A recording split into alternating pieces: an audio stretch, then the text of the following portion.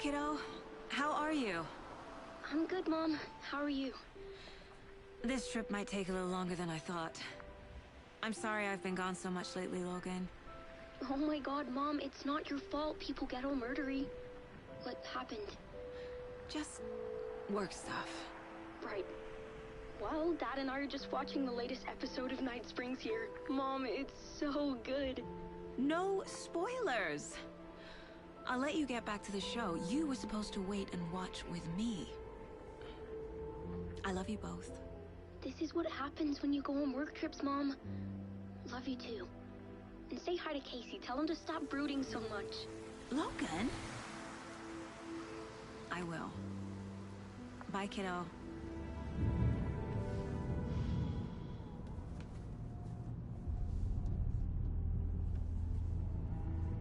Logan thinks you should try cheering up. Snarky kid. Wonder where she gets that from.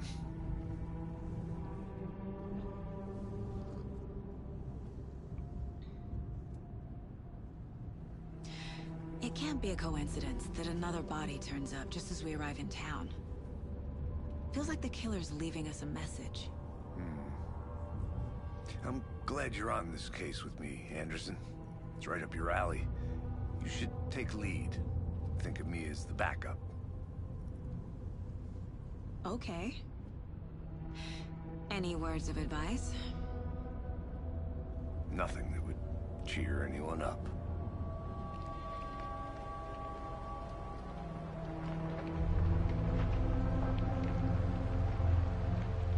Here we are. Cauldron Lake. Time to get to work.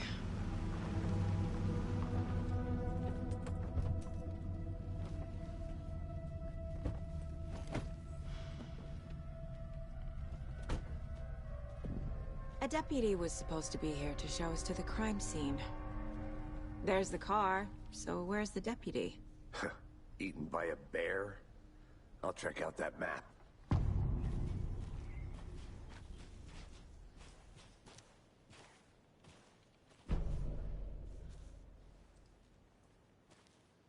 You're the one who wanted to switch. I think I hear someone. I'm not walking all the way back Could down. be our deputy.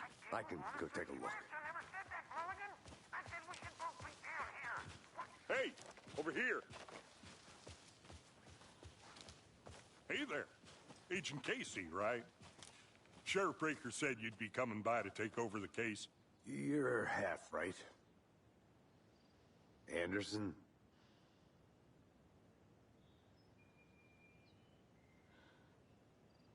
Saga Anderson. I'll be leading this case. Seems you already know my partner, Alex Casey. Shoot. Sorry about that, ma'am. I'm Deputy Mulligan. I just figured that, you know, that, Federal agent's right here, Thornton. My partner, Thornton, down at the crime scene. He's not what you call the sharpest axe in the shed. Right here? What do you mean? Are they with you? Oh, shit! They didn't hear me, did they? Were there any witnesses? Yeah, a couple out-of-towners. I wonder what they were doing sneaking around the woods at night. Mention the city folk. It's pretty suspicious. Not that we have anything against city folk, right, Thornton? But don't worry. Sheriff Breaker took them back to town a while ago. What can you tell us about the crime scene? Tell them about the heart. I was getting to that, Thornton. Well, we reckon there are some, organs that are currently outside the victim's person when they should be, well, you know, inside. I want to see the body. How do we get there? Oh, sure, that's real simple. Just through the hole in the fence, down the hill towards the lake, around the old convenience store. You can't miss it. Everything's been closed since the area was fenced off. The store, the campground, all of it. Hey, Mulligan, tell them I'm here, waiting. I'll show them around. They got it, Thornton.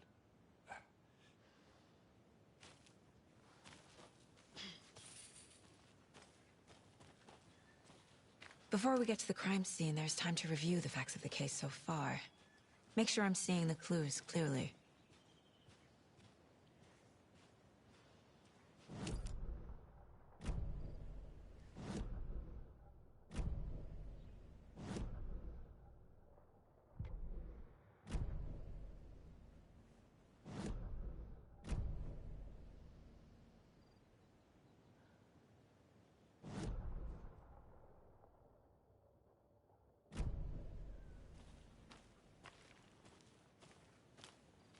I need to think through the facts of the case.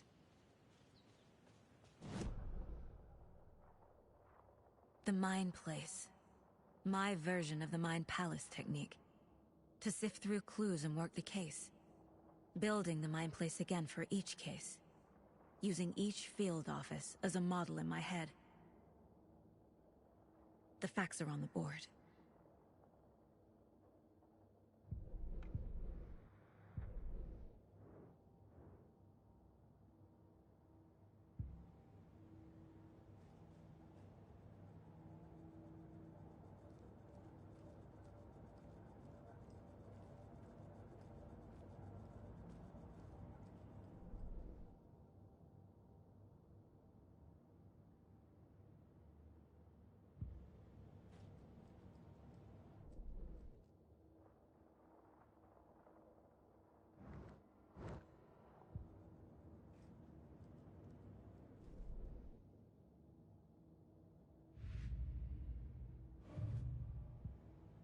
I see you're already hard at work, Anderson.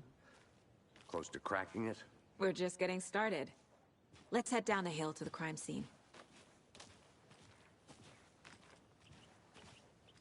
Hey, Casey. You putting me in charge. Why now? Look, Anderson, you're a better detective than I am. You've cracked cases that had the rest of us baffled. I don't want to slow you down. Are you thinking of retiring? You know what happens to cops who say this is their last case. Mm-hmm. Real funny, Anderson.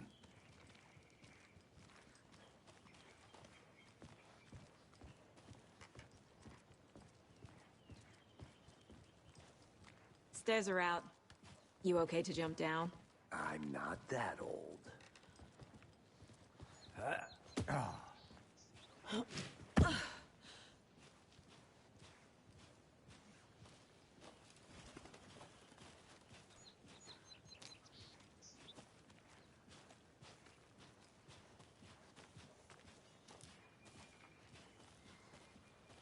Fucking nature.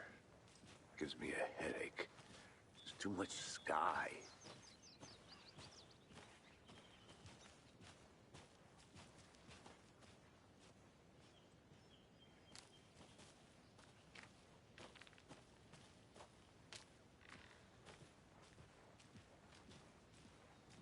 Not a bad place to get murdered. If getting back to nature is your thing.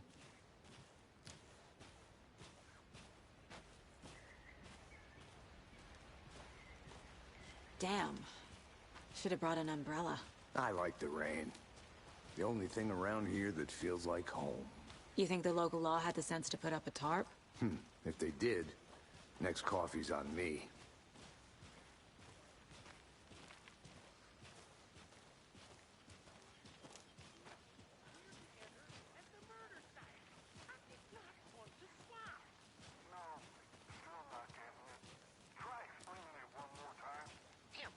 Can I make it, Mulligan?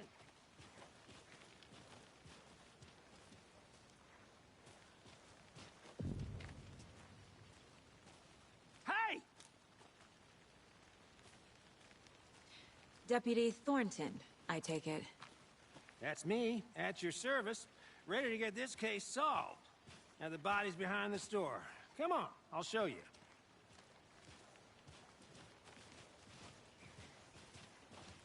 So, FBI, huh? That's so cool. Hunting down psycho serial killers and shootouts with the mob. You forgot the UFO cover-ups. What? Those are real? You guys hiring? Thornton, he's joking. Let's just see this body, shall we?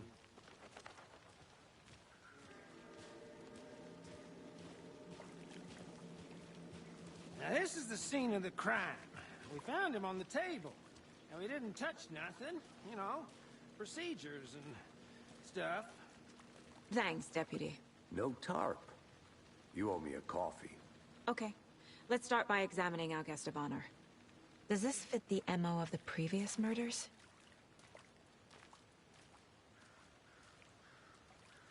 Step 1. Examine the body is positioned on the table. Ritualistic.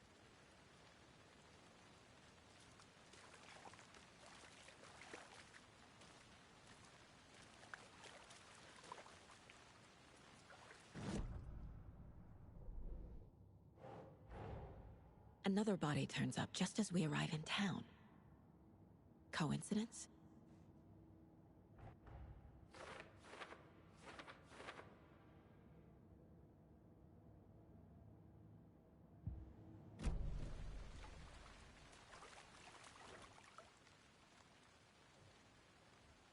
Incised stab wound. Chest cut open. Heart removed. Bruising on the wrist from the cargo straps holding him down. The killer left the heart right next to the body.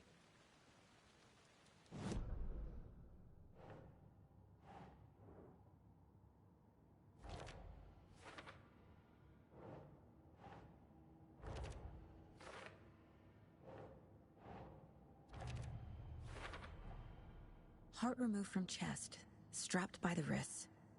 Definitely matches the previous murders. But this time the heart and the straps were left behind. More clues to work with. This makes 4 murders that we know about.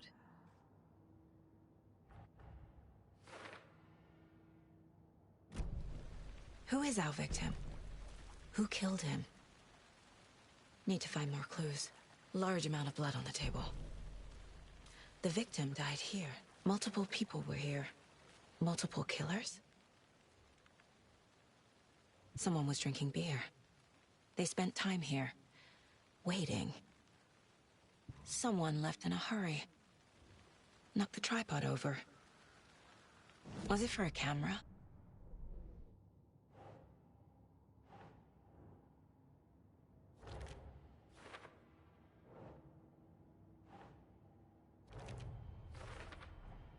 Boot prints, indicating multiple killers. Quite the party.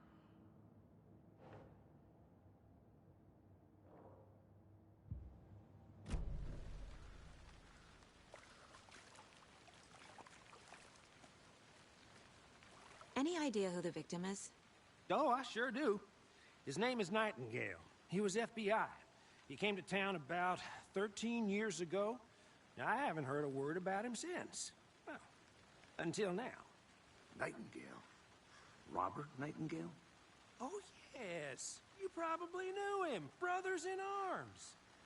Oh, and sisters.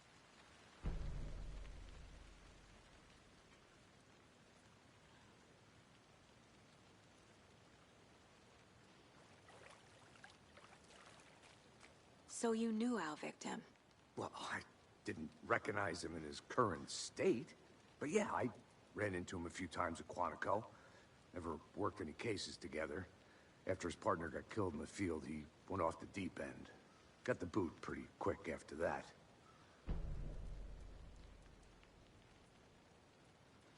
So what happened to Nightingale after the Bureau let him go? I only know the rumors. Depression led to booze, booze led to paranoia. He got some wild ideas in his head, chased ghosts until he fell off the map. Guess he ended up here. I bet there's more to that story. But no happy ending. Nightingale went missing 13 years ago, 2010. The same as all the other victims. Certainly fits the pattern. Makes me wonder what was going on that year. Probably something this town wants to forget.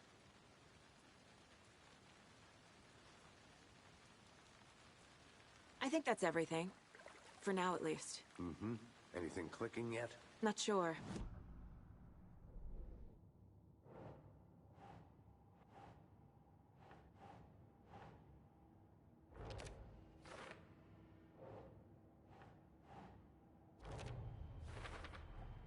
Robert Nightingale, ex-FBI. came to Bright Falls 13 years ago.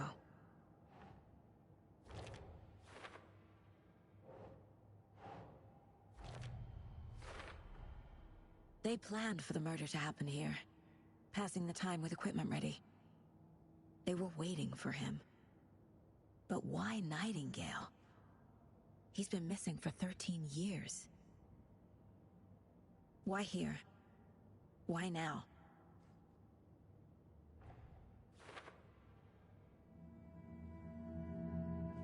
Profiling. Get into the subject's head. See what they saw. Feel what they felt. Use whatever I know about them to guide my intuition to a revelation. Piece it together.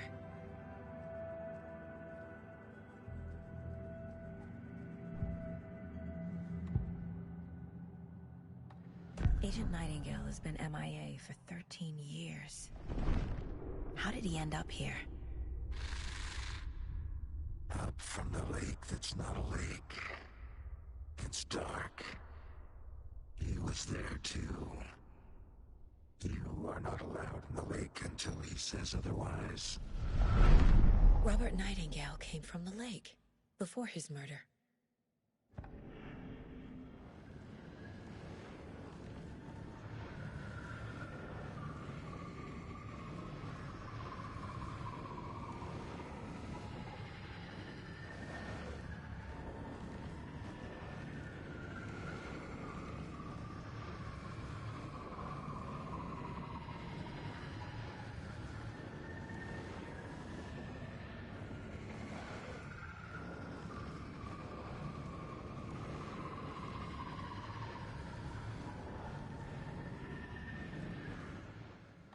Nightingale was chosen as the victim.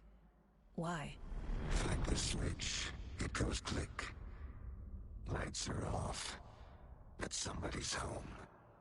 Somebody's home. This wasn't some random act of violence. This was a ritual. And Nightingale a component. They didn't see him as a person. More like a container for something.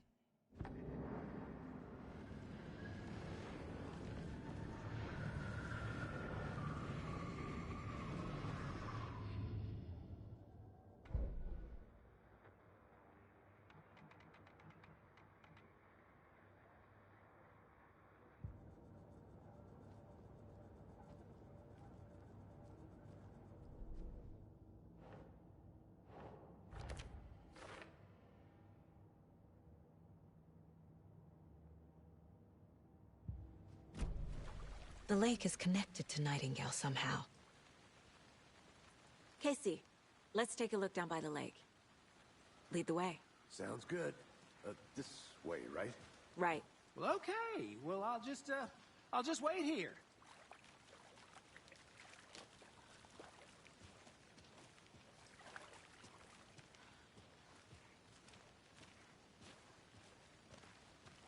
This one of your hunches, Anderson? Did something happen at the lake? I think Nightingale came up from that direction. From the lake. Probably looking for shelter. Safety. They were waiting for him. When you're ready, I'd love to hear what you put together so far. Sure. It's not that complicated. Nightingale was out in the woods alone at night, possibly nude. The killers knew he was here, ambushed him, dragged him to the campgrounds, strapped him to the table, cut his heart out. But then they were interrupted by those witnesses, the Bookers. The job is unfinished. That seems pretty complicated to me. What was this guy doing skinny dipping at this time of year? Haven't figured that part out yet. Mm-hmm. Lots of questions.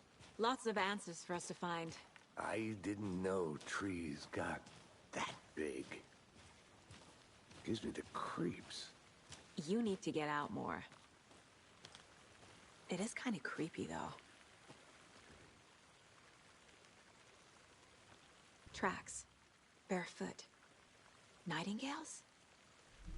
They come out from under the boulder. It makes no sense. There's a piece of paper on the ground.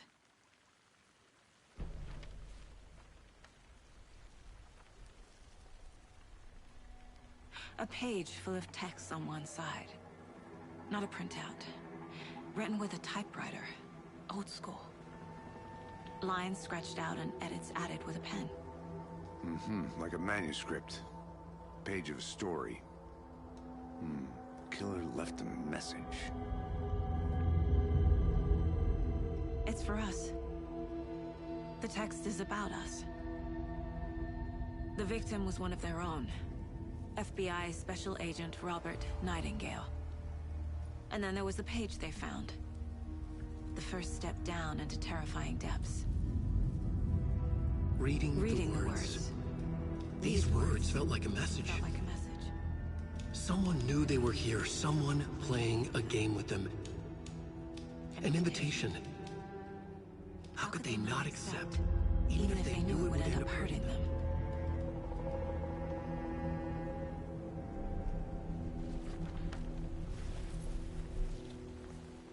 Someone's been watching us. Playing a sick game with us. You were right. This is right up my alley. Nightingale came this way. Either he dropped this page, or the killers left it for us. I should profile Nightingale about this page.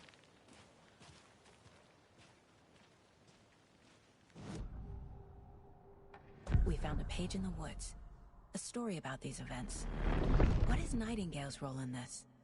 I carry his words close to my chest now.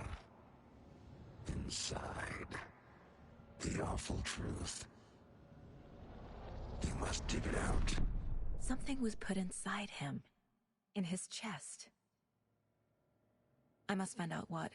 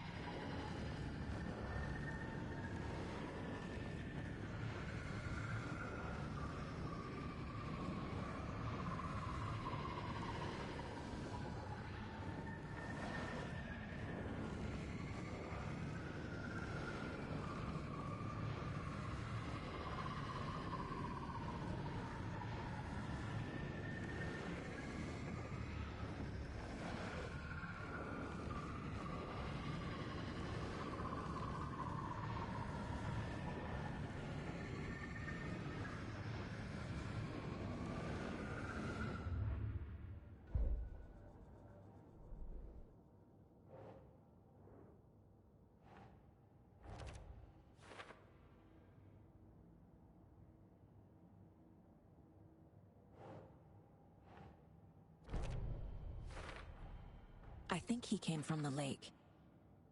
But his tracks make no sense.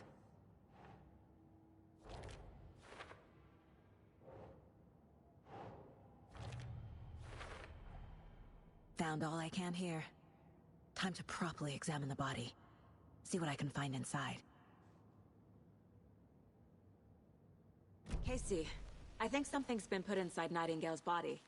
Let's tell the deputies to get the body to the town morgue. Okay.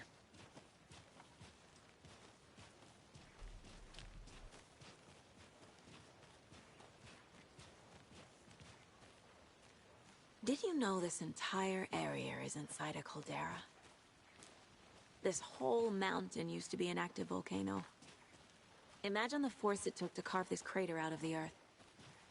Calderas are pretty rare, so be sure to take it in. So, essentially, we're standing in the gaping maw of hell. You got it. I used to love geology when I was in school. I helped Logan build a great baking soda volcano for her science fair. Cheating on a science fair? That's almost a crime, Anderson. I'm not gonna say no to quality time with a volcano. I mean, my daughter. Hey, you made it back. Good. I hope you didn't get stuck in any of those big puddles. Crazy flooding down there, huh? Just like I said. Deputy, I want the body taken back to town for a proper examination, ASAP. Well, sure, but the coroner won't be back in town for another week after Deerfest. Not a problem. I'll do it myself. Oh, and Sheriff Breaker called to say he's got the Bookers at the Oh Dear Diner in town. Oh, and I've got a key to the gate. It's a shortcut back to the parking lot just up the hill.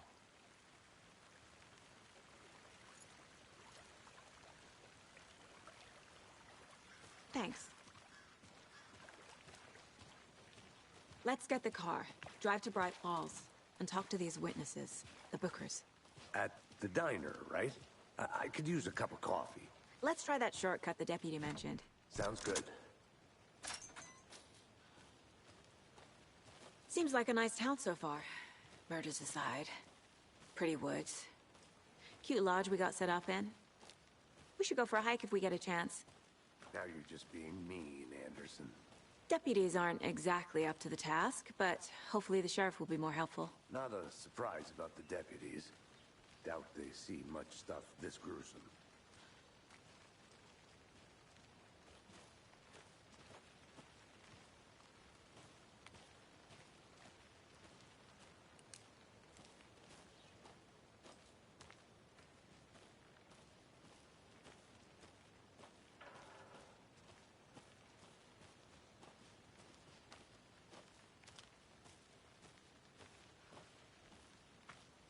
Can't fit the clues all together yet. Heart removed, tripod, tracks leading to a dead end. A tripod? For a camera? To record a snuff film? Maybe.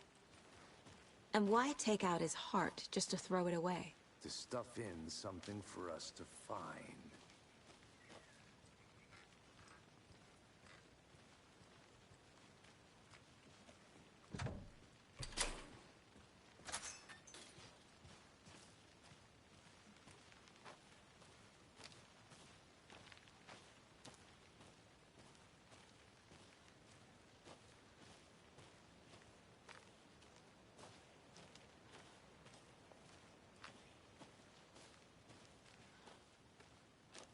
Here we are.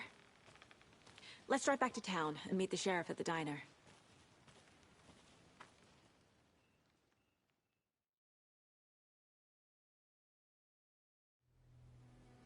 I can't get that manuscript page out of my head.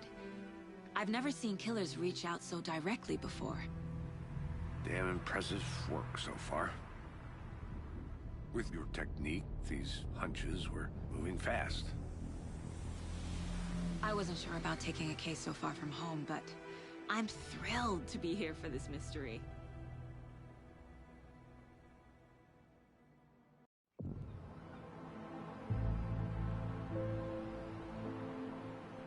Need to swing by the lodge to get anything from the field office? I'm all set.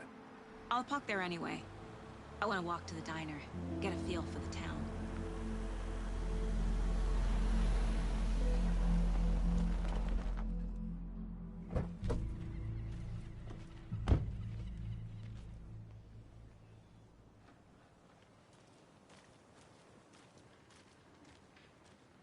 The diner's just up the waterfront.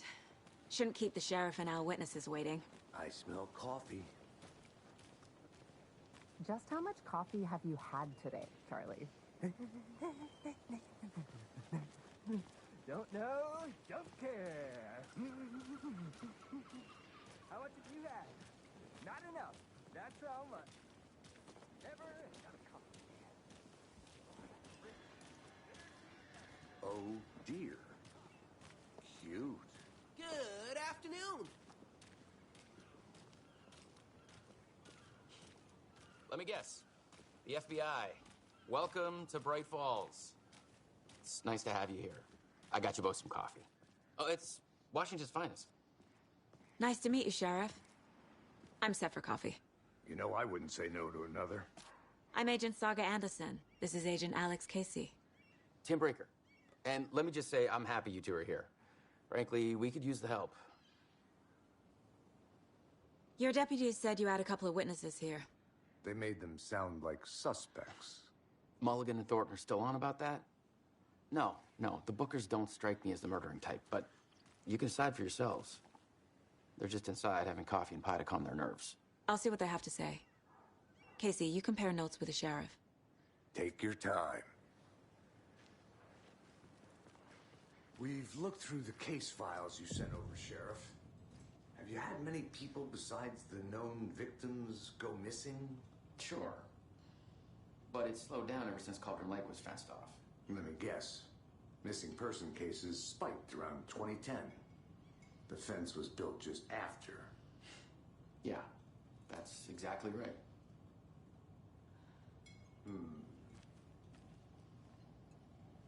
I can't believe that happened.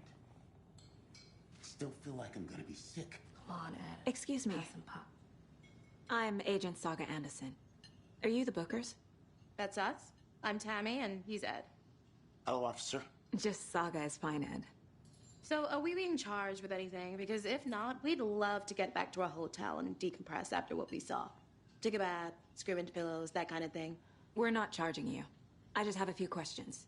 Nothing to stress about, okay? What were you doing at Cauldron Lake last night? I'm a writer. True crime. We're here from New York, doing some research on a famous novelist, Alan Wake, who went missing here. I was down at the lake, getting some details.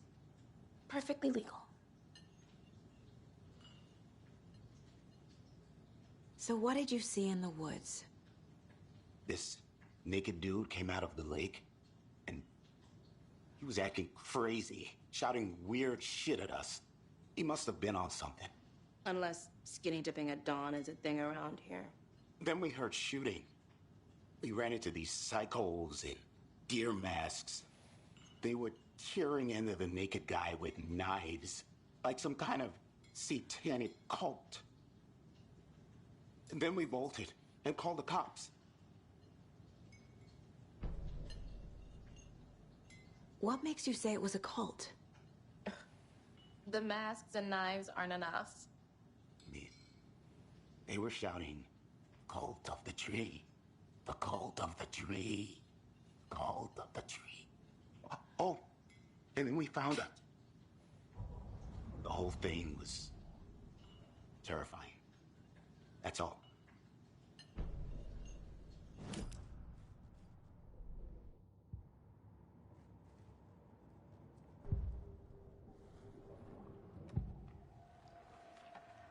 The cult of the tree. What aren't the Bookers telling me? I found their necklace.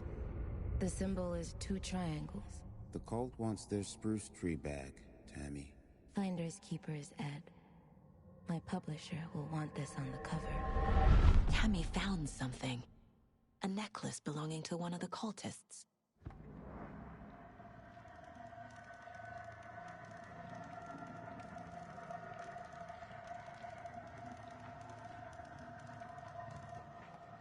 The Bookers were at Cauldron Lake. Why? The fence was built to hide what's there. They say the rider fell in the lake. Private party. No trespassing. My book has questions. Past the bolt cutters. They broke in for the sake of Tammy's book. Nothing to do with a murder. They were telling the truth.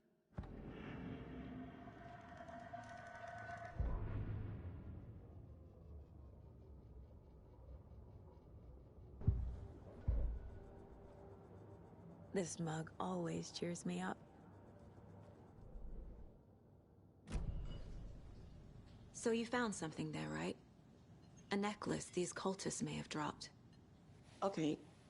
Wow. How did you put that together? It's evidence. You need to hand it over.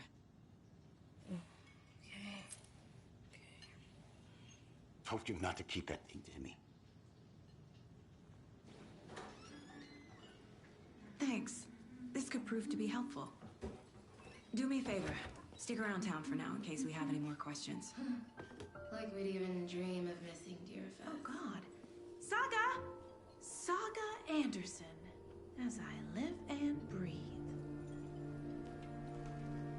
I thought we'd never see you back here after that awful, awful thing happened to your baby girl. How are you? I'm sorry. Who are you? I don't know what you're talking about. It's me, silly. Rose. You know me. I don't think I do.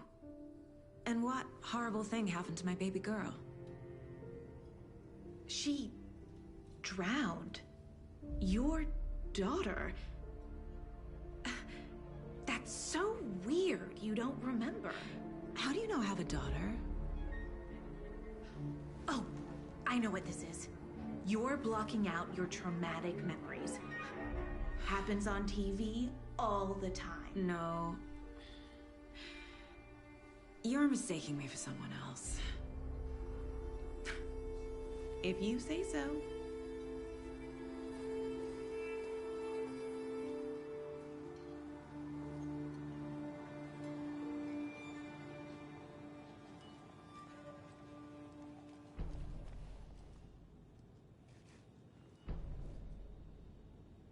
So, Rose, help me out.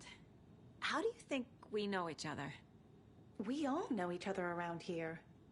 It's been a while, but I never forget a face.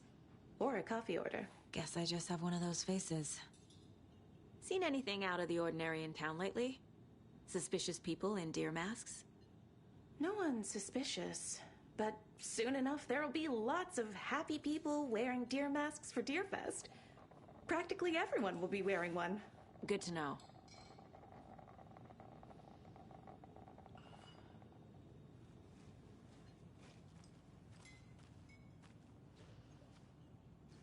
How can you be so calm? Corpse is a part of the job. Can't dwell on it too much.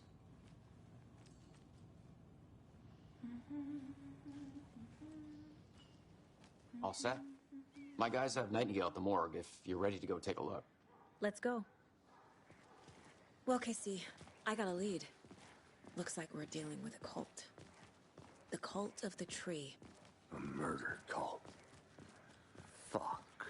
Have you heard of this Cult of the Tree, Sheriff? Only the urban legend. If you're in the woods at night, the cult will get you. That sort of thing.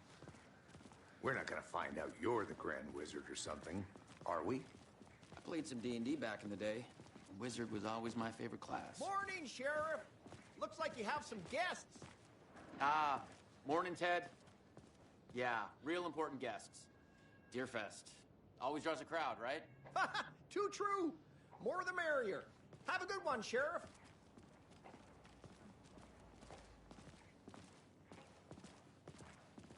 Hey, what do you know about that waitress from the diner? Rose? Yeah, she's a bit of a space case. Always has been. Why? What'd she do now? She kept saying that my daughter drowned. She even knew my name. It was all very weird. Rose has a talent for saying the weirdest thing possible. But it's best not to take it personally.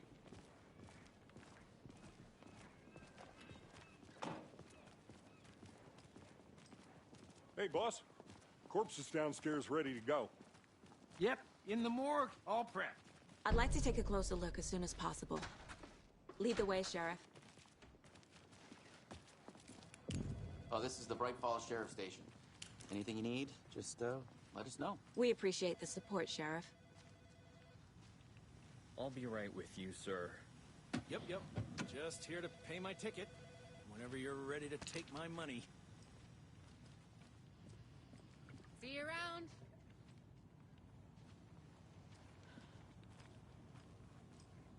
Agent,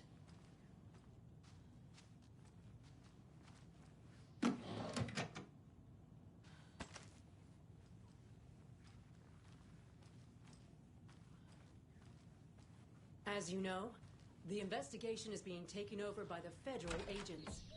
Sheriff Breaker wants us to cooperate fully. I am a tourist, and it appears I'm being that I'm serious lost now, in the sir. woods. It only had a tour guide, also. It's bear season. Oh no, a bear. Help.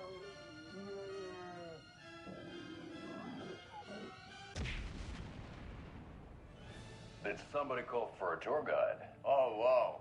Koskela Brothers Adventure Tours. Unforgettable tour experiences at affordable prices. That's right. I'm Ilmo Koskela, voted best coffee roaster / tour guide by Coffee World magazine. And I'm here to give you the tour of a lifetime. But Ilmo, I've heard the government has seized and restricted access to many local nature attractions. That is true, Jaakko. Many local attractions have recently become fenced off by the government. And that's why, at Koskela Brothers Adventure Tours, we say, fuck the government. We have bolt cutters. Oh, wow. You think of everything. And we'll take you anywhere. Hiking through the scenic Elderwood National Park. Fishing in the crystal clear waters of Bright Falls Dam. Bird watching at majestic Mirror Peak. The tour of a lifetime is just one phone call away. Book now to get a 9% discount on So we share a morgue with the funeral home next door. It's a shoestring budget. I guess you guys don't have that problem, though. Our only coroner rotates between a few other towns, and he's away this week, but you can handle this, right? I'm qualified to perform examinations. Yes.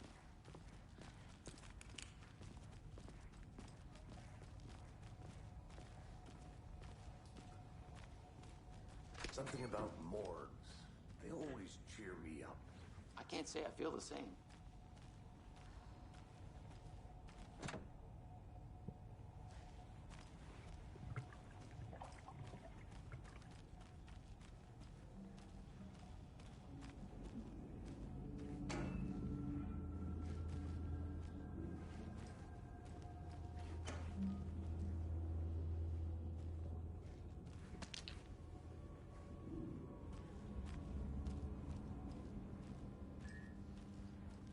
I can't force it open.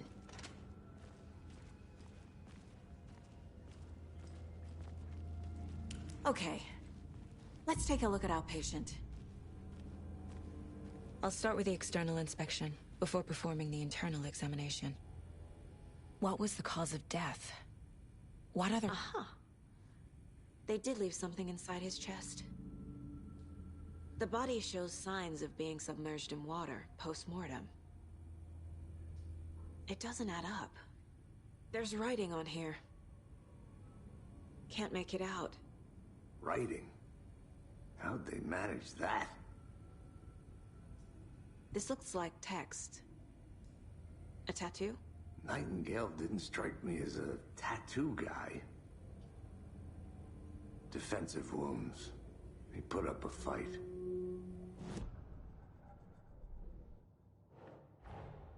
Time to see what Nightingale's body can tell us.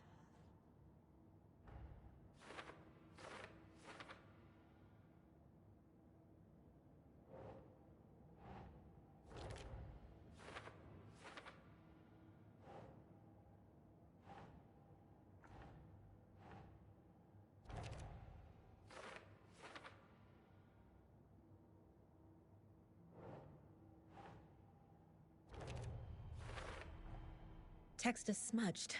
Looks inverted. Heart can't have been marked before removal.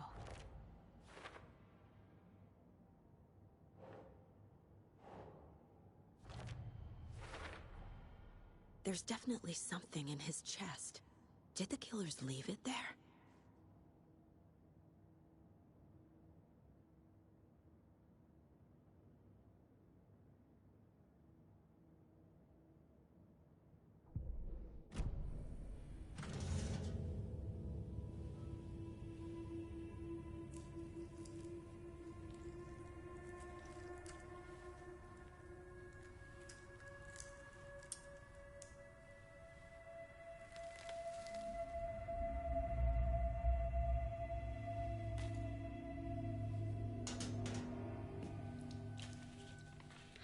same type of page we found at Cauldron Lake.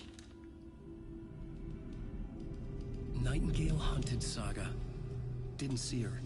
The Taken could not see into bright light. Light hurt them, made them vulnerable. Nightingale had no heart, but here he was, killing. Someone's created a fucked up fantasy about us. Hey, hold on. We found these kinds of pages.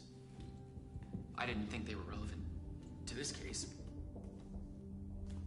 I have them right here.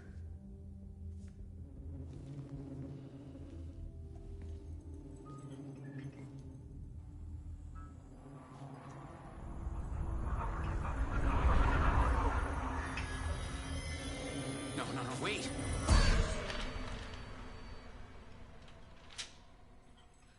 Sheriff? What the hell? Show me the clicker.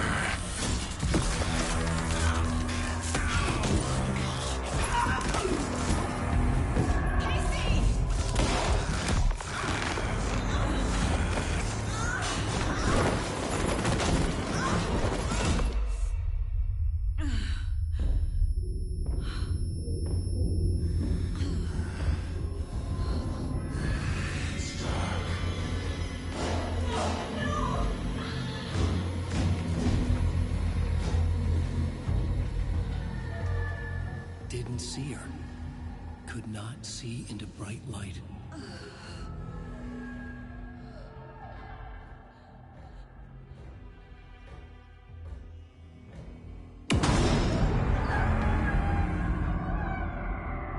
I'll make you pay.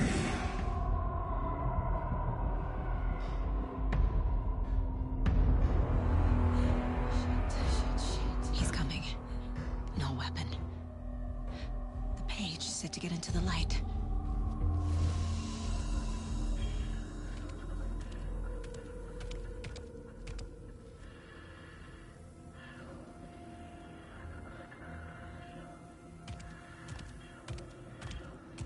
He can't see me in the light. My gun's out in the hall. Gotta get it back.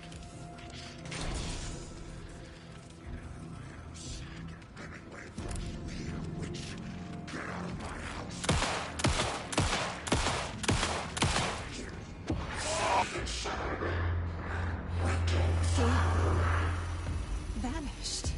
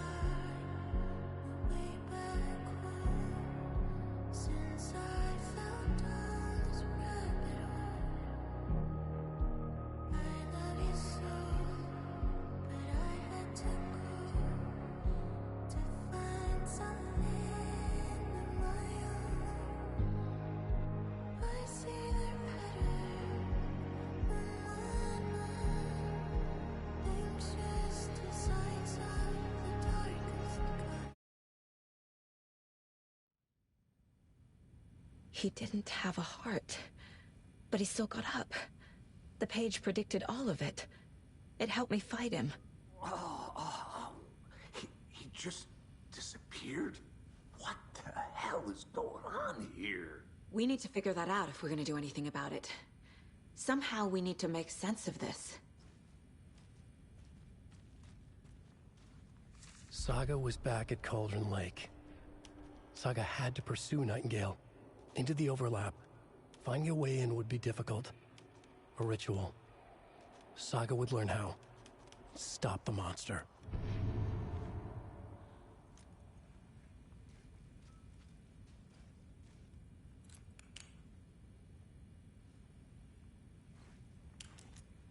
There's no rational explanation to what we just saw. I'd love to blame this on mass hallucination caused by inhaling volcanic gas, but we both know that's bullshit. This was supernatural. Well, I'm glad you were the one to say it. Now we can figure out a way forward. Right before things got crazy, Sheriff Breaker just vanished. Maybe the sheriff knew more than he was letting on. He seemed anxious, like he dreaded what was coming. One more mystery. The victim of a ritualistic murder turns into a monster. Is there a connection? Looks to me like the cult of the tree is performing rituals to create monsters. Maybe. We need to start with learning this cult's goal, their purpose.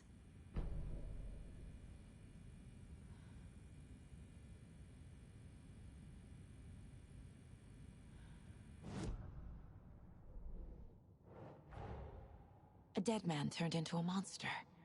Light as a way to fight him. Pages predicting the future. There's no rational explanation. This is the case we must solve.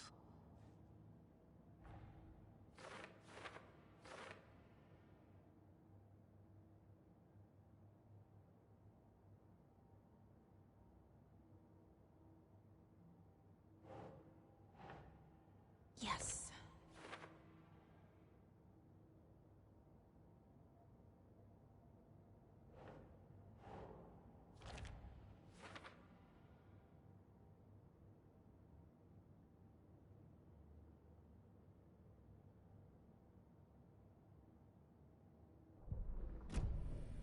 The page places Nightingale back at Cauldron Lake. Calls him a Taken. We need to head over there, stop him, before anyone else gets hurt. Okay.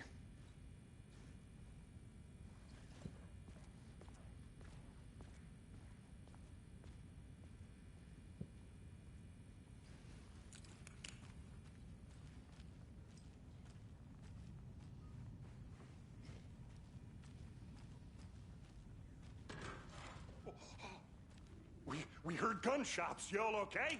Did you get spooked by the bodies? Sheriff Breaker disappeared. Nightingale turned into some sort of a monster, and there are offices down. You two handle things here. We need to get back to Cauldron Lake immediately. Fuck me. That's terrible. We'll do what we can, man.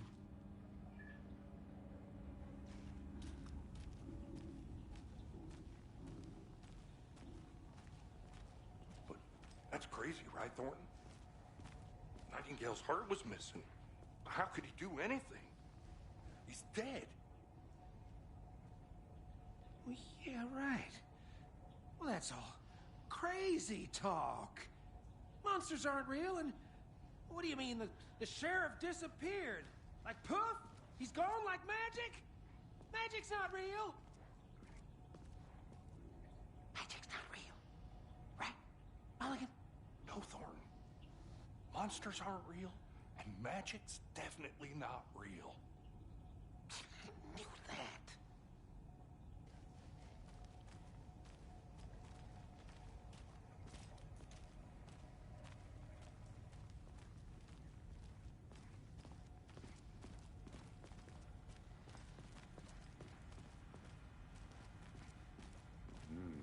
They're a fine pair.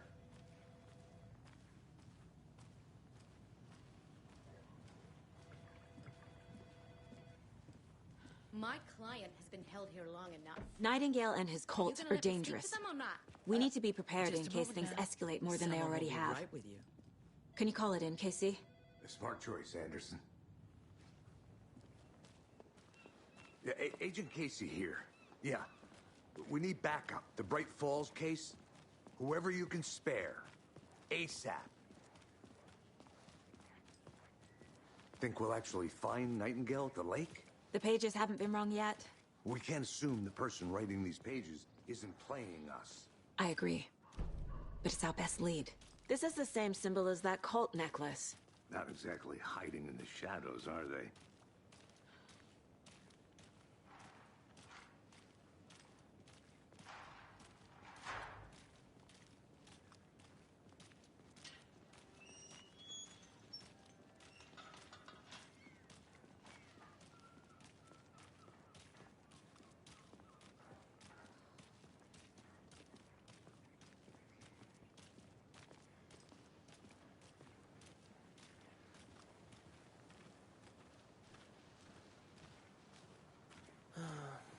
Rinse and repeat.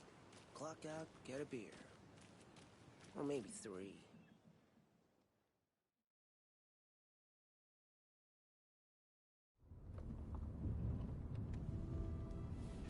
I need to come clean, Anderson. I know why Nightingale was here 13 years ago. He was chasing a writer, Alan Wake. Tammy mentioned him. She's writing a book on his disappearance. You know the detective character from his books, Alex Casey. Yeah, I've heard the jokes at the office. Cold case Casey. Murder case Casey. Sorry. Ha. The same name, similar job. It's the first thing anyone thinks of. It annoyed me, but that was it. Then, 10 years ago, I started getting strange letters in the mail.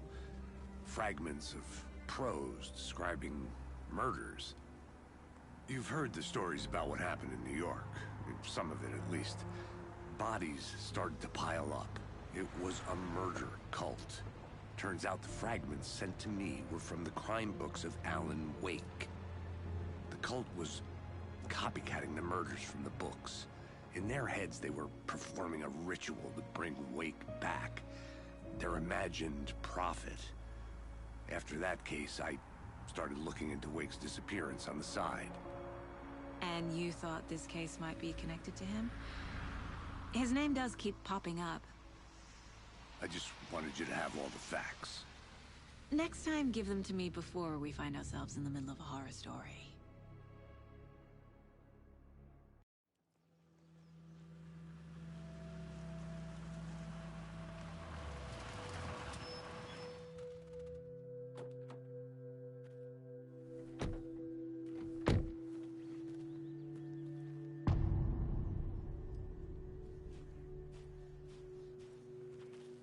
The page says Nightingale's in something called an overlap. Need to figure out exactly what that means. I'm happy I'm not in charge of this mess. Thanks. Let's start looking for Nightingale where he was killed. The writer of these pages knows what will happen. Because they're behind this, or because they can see what's coming. Impossible things are happening here. A world operating on different rules. I need to understand this strange logic. To see the clues. To solve the case.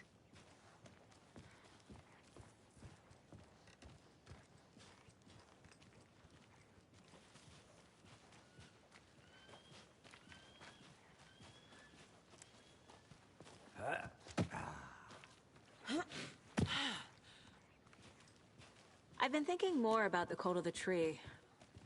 What sort of cult refers to themselves as a cult? In my experience, they don't. We're not seeing the full picture yet.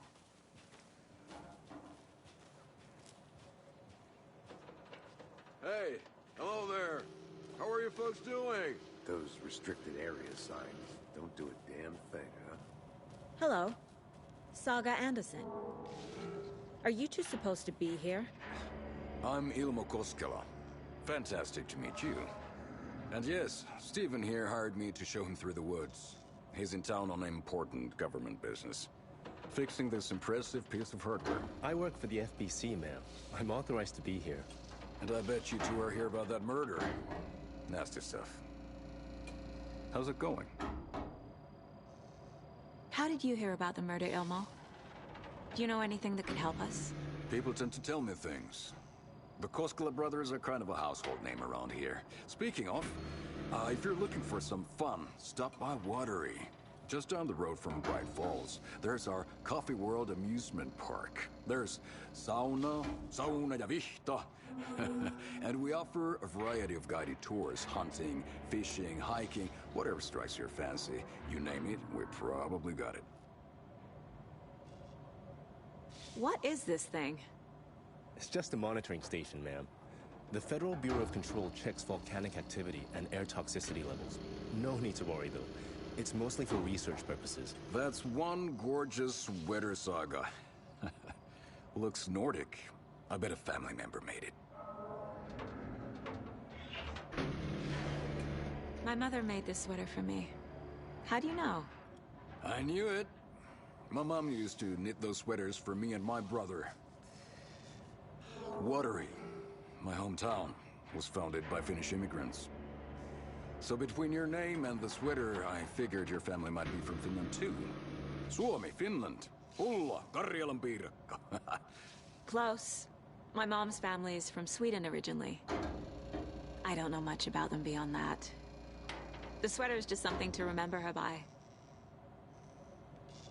Stephen, we're investigating a murder that occurred nearby. What can you tell me about your bureau? Nothing that isn't classified, I'm afraid. But I don't know anything about a murder. Operations here are run by a different department. I'm just here to make some repairs. The wiring on this thing frays every couple months. Yep, that's the raccoons. They grow real big here with teeth like you wouldn't believe. Can't gnaw right through a garbage can. Okay, we're done for now. What the hell is this? What'd you find there, Stephen? Nothing.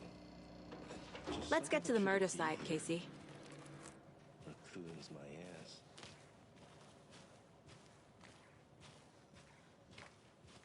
A lot of things about this case keep bothering me. But one thing feels really off. Breaker's disappearance. I don't get the feeling Nightingale was responsible. He was about to give you more of those pages. Something didn't want us to have them? Or was protecting him from Nightingale? Spontaneous combustion? I don't know. Not the kind of disappearance we normally solve.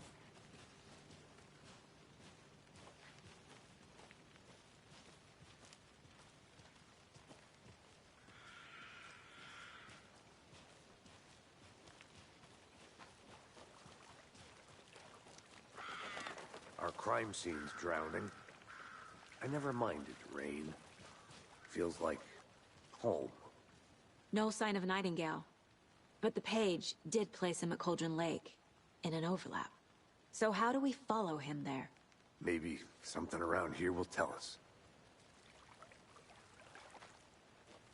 After we find Nightingale, what then?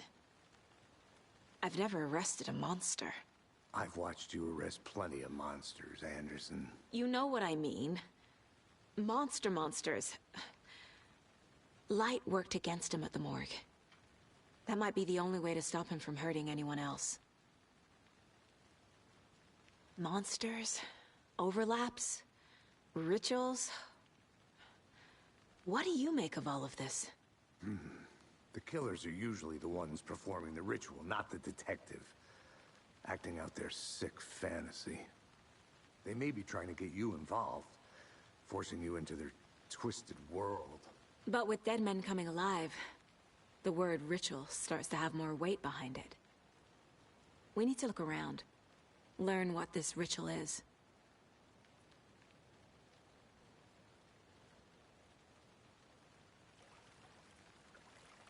We've seen this symbol before.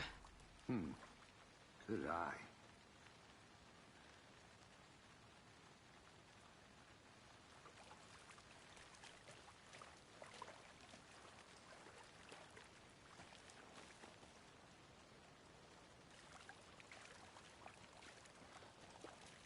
Bare feet. Nightingale. I'll see where these footprints lead. Can you comb through the crime scene one more time, KC? Just in case? On it. If anything comes up.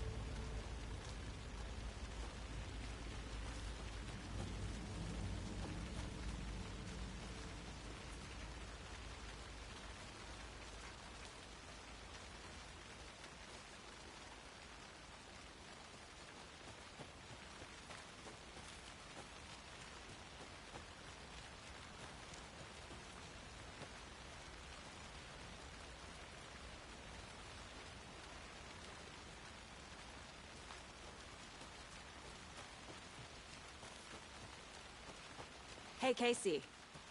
What's the far's favorite shape? Please, Anderson. Just one case without the A triangle. I don't get it. Yes, you do.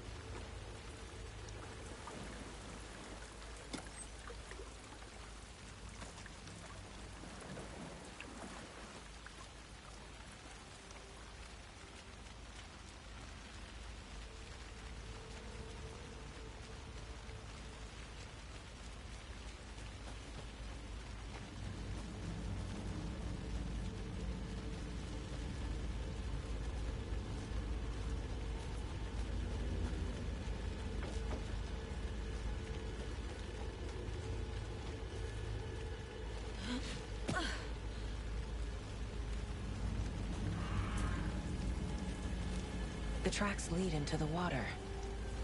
Where'd he go from here? I can feel something. A presence. Nightingale isn't far.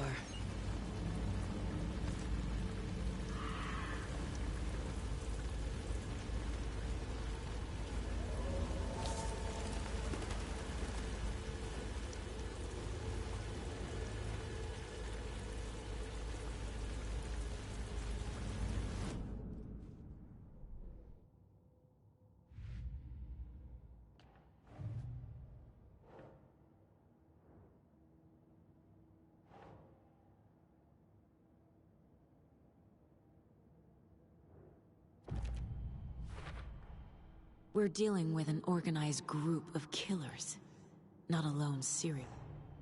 The cult of the tree is behind these murders. This case just became much more complicated. I'll need to start a new file. But it's my first cult case. Exciting.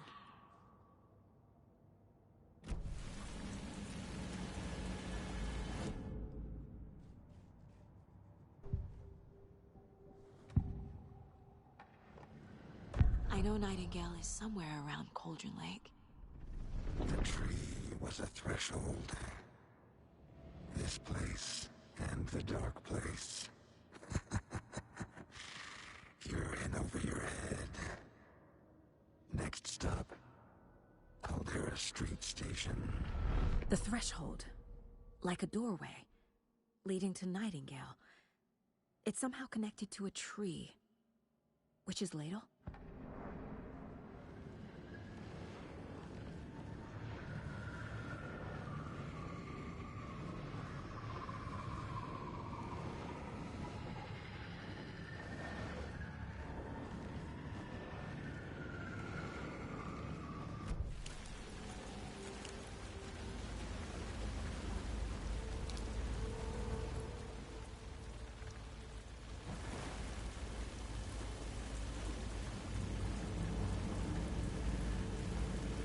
What is that? Seems like it's reacting. These aren't the same tracks that were here before. They're headed into the tree, not out of it.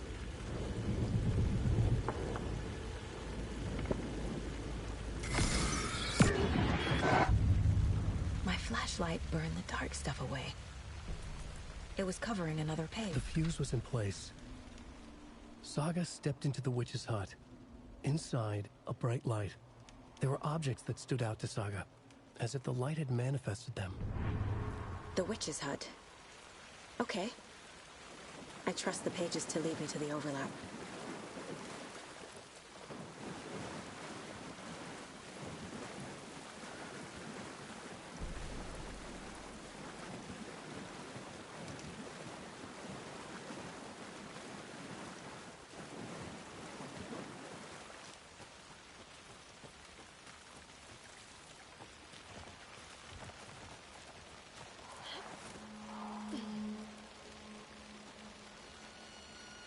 This is the witch's hut.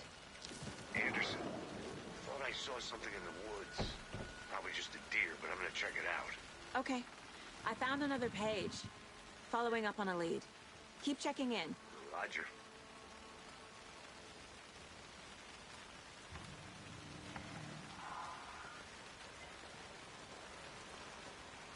This one looks good.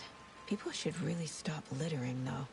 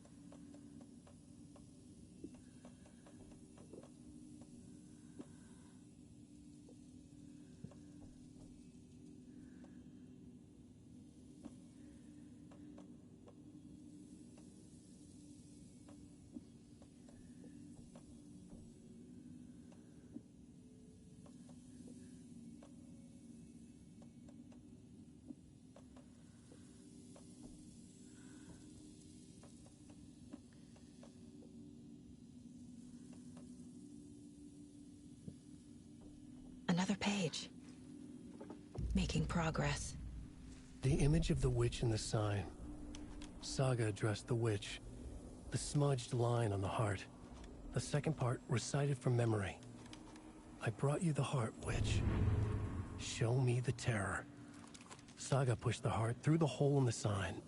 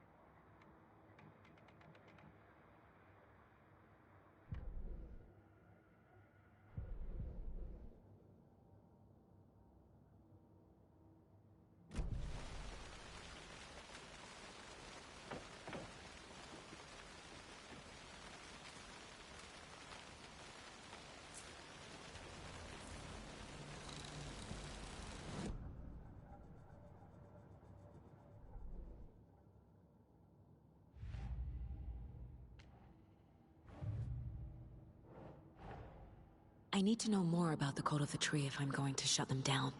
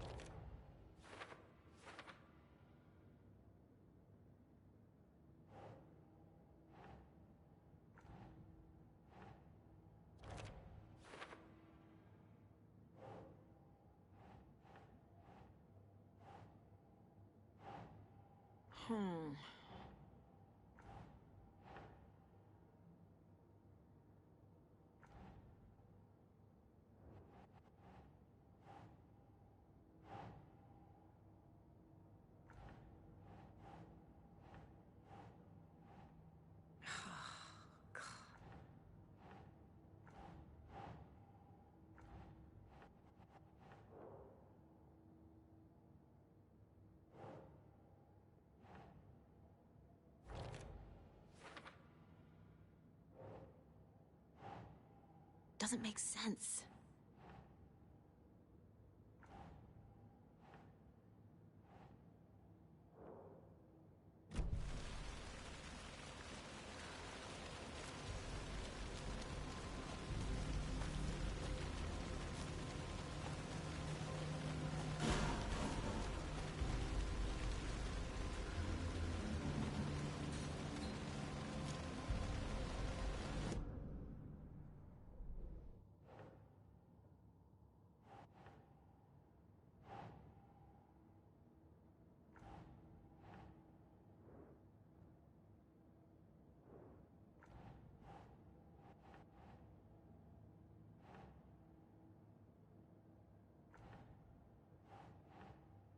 No.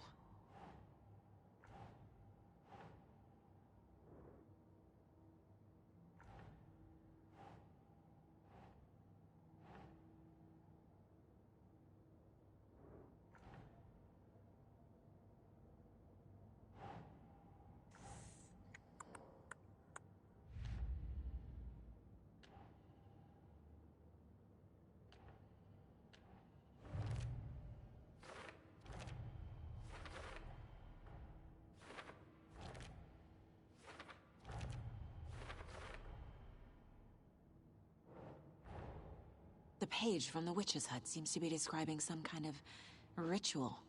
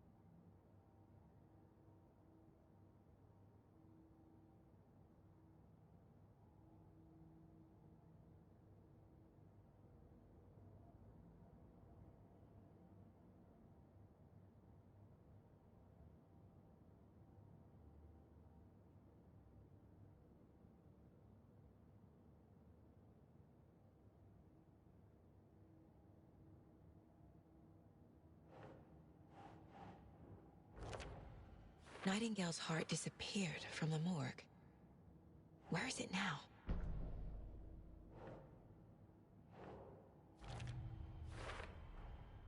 To get into the overlap, I need to find Nightingale's heart. Read the line imprinted on it, plus the line on the page to the witch's ladle sign. Then push the heart through the hole in the sign.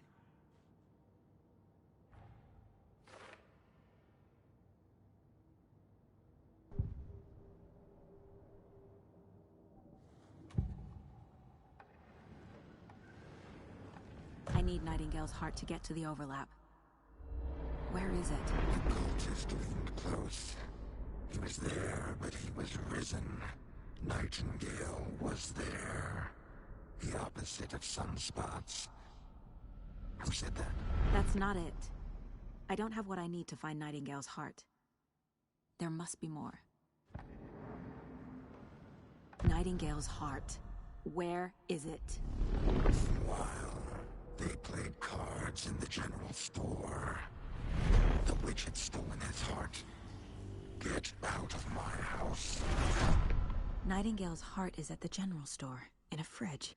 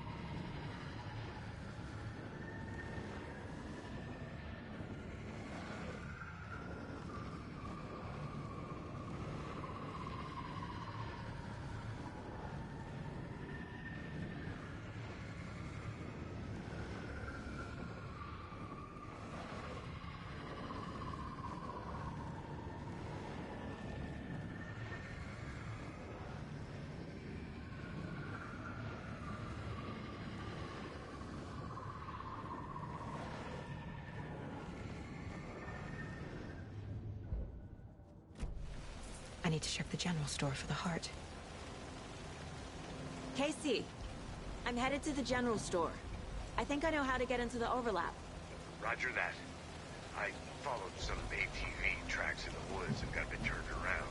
Did you get lost? I've only been lost once in my life, Anderson. The years I spent with my ex-wife.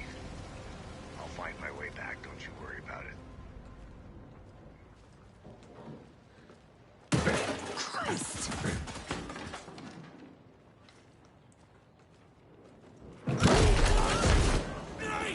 Fuck!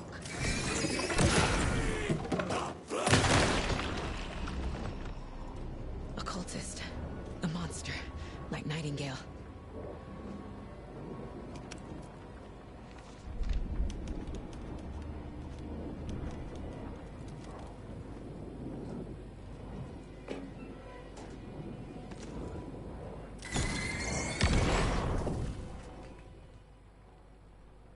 The text on the heart is clear. I feel like I recognize this. The fridge. The heart. I knew it would be here. Like I saw it in a dream.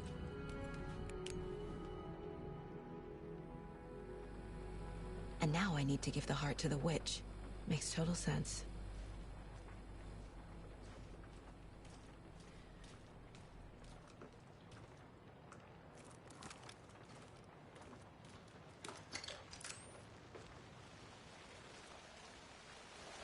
Casey, there are cultists in the area. They're taken, like Nightingale. Watch yourself out there. Yeah, thanks for the heads up. I'm still finding my way back. You have the worst sense of direction. Any city in America I can get through drunk and blindfolded. It's these damn trees. Okay, okay.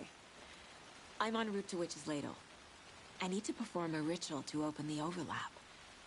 This case just keeps getting weirder. But it is exciting.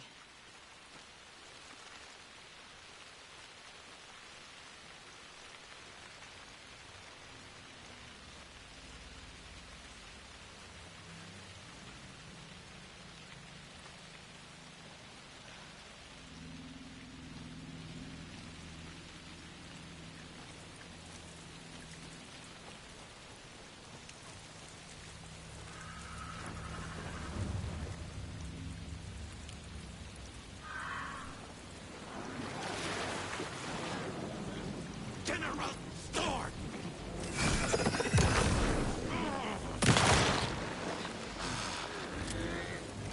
Black Mirror!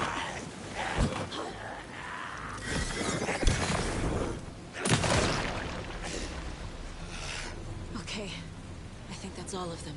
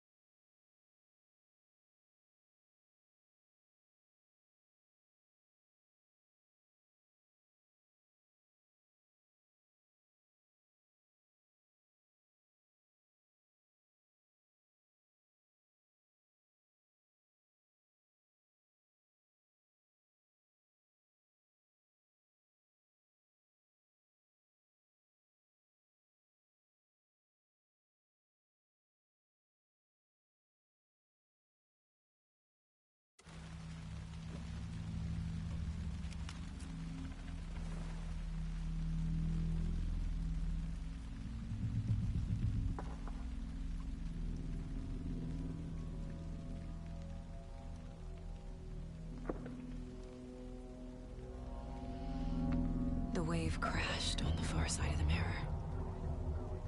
I brought you the Heart Witch. Show me the terror.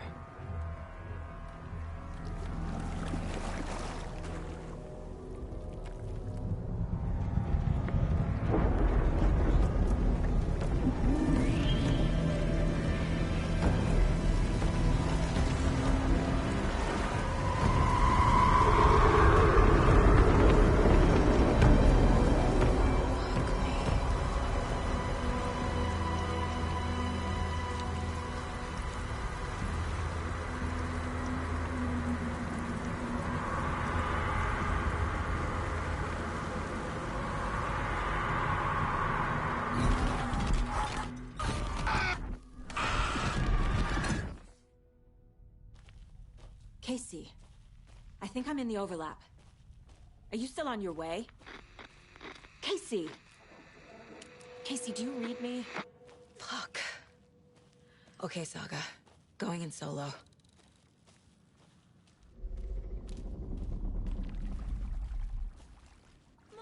Logan? Logan! Where are you? What the fuck was that? Logan's back in Virginia. You're imagining things.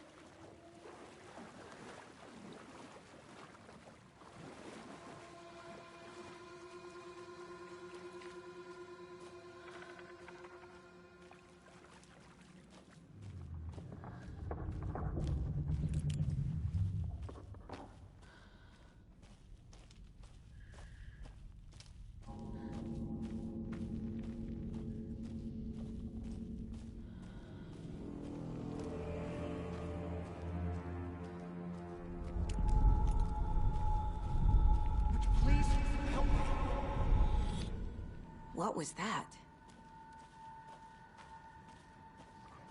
Wait. Did I get turned around? No, this is right. This place is looping. Like a nightmare.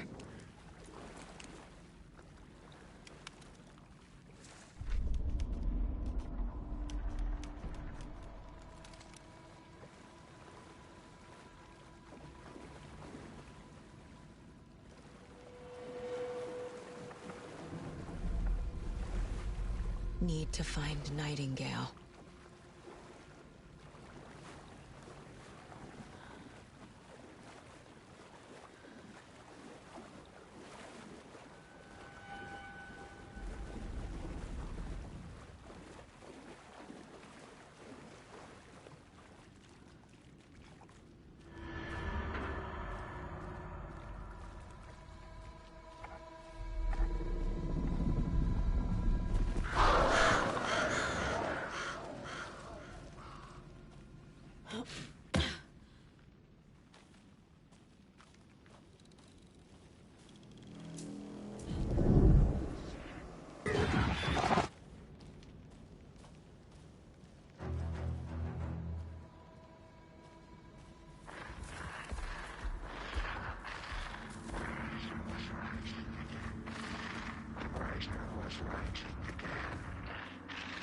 He's here.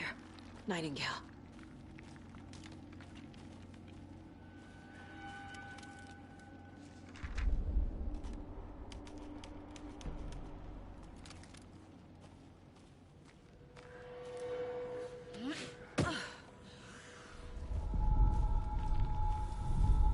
Trapped here. Who escaped? Danger. Who is that? It's like they're coming in over a bad signal.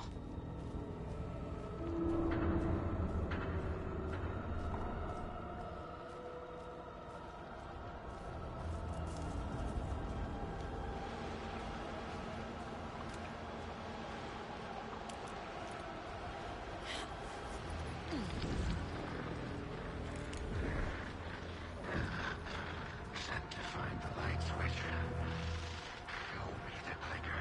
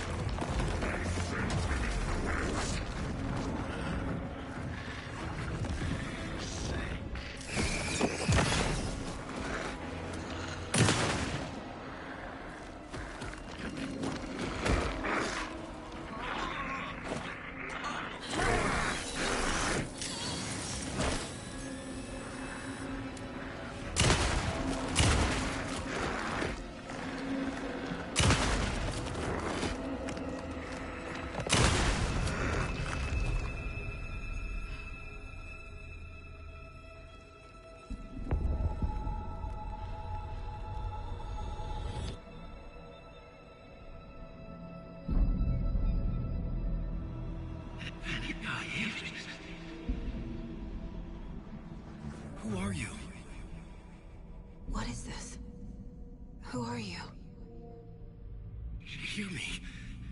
I'm Saga Anderson, FBI. I can hear you. Cauldron Lake. Yes, I'm at Cauldron Lake. Where are you? How to escape. In danger. The Dark Presence. Danger. Thanks. Got it.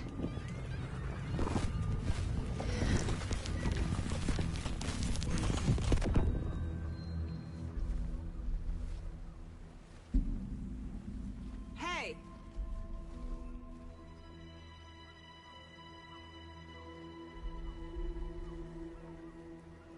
Are you okay? No! It's my fault! It got out with my face! Scratch! Sir, calm down. I'm gonna need you to take a breath. He's changed the story. The Dark Presence. We must stop it before... Easy now. First things first. What's your name? My name is Alan Wake. I'm a writer. I've been... Wake? Where did you come from? You've been missing for 13 years. 13.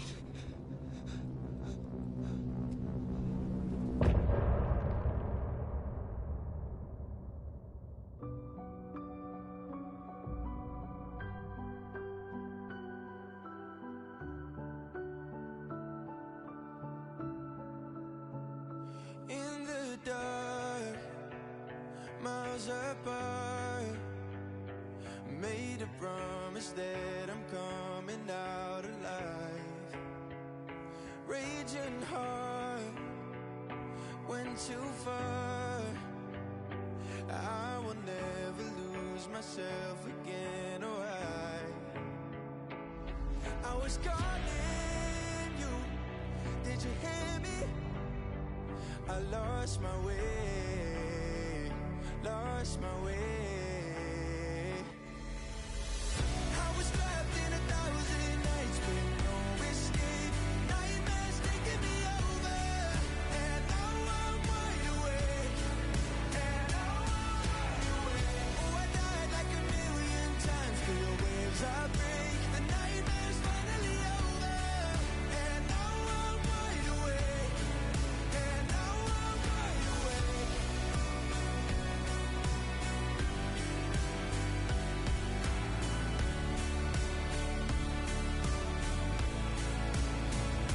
Blinding lights, burning eyes. I can see myself and I don't need to hide. My foolish pride paid the price. I will never leave again. I'm by your side. I was calling you.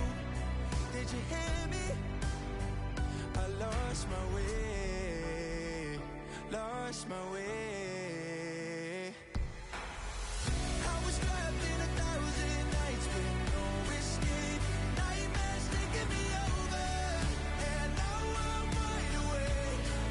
And now I'm wide awake. Oh, I died like 1,000,000 times for your waves I break. The nightmare's finally over, and now I'm wide awake. And now I'm wide awake.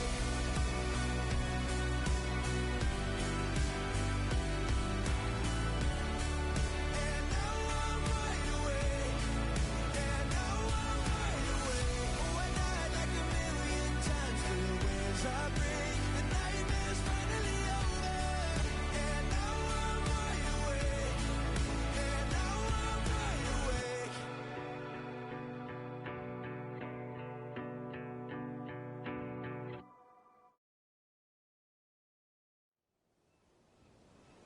Anderson, where did you go? All of a sudden, the radio stopped working, and then that flooding just disappeared. Crazy forest. Is this who I think it is? Casey, say hello to Alan Wake. Mr. Wake, this is Special Agent Alex Casey. He'll escort you to our car. Casey, I'll meet you there, right after I take a look around. If the flooding's receded, there might be evidence we missed earlier. Okay. See you there. Alex, Casey? How? Am I still... Is this the dark place? No, it can't be. I got out. Yeah, the PI from your books has the same name as me. Great. Moving on.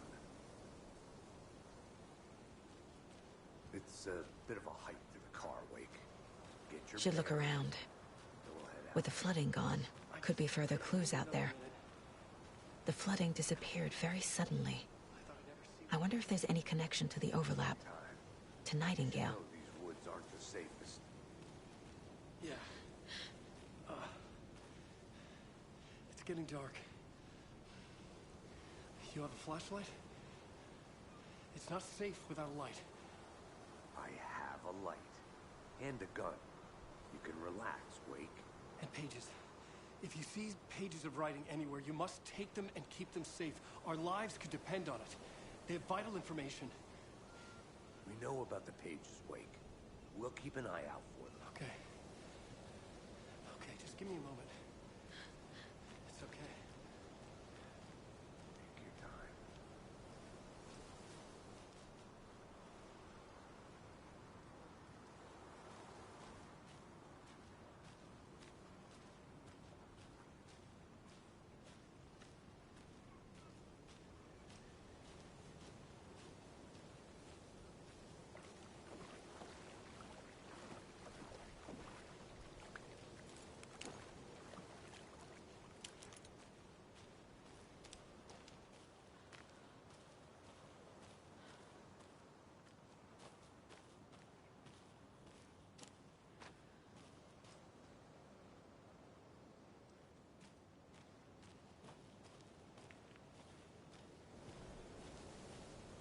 A creepy twig sculpture?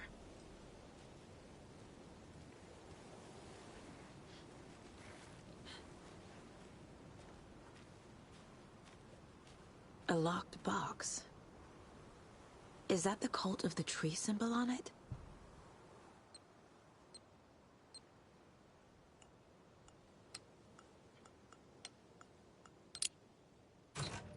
Notes and ammo. Looks like they're tools of the trade.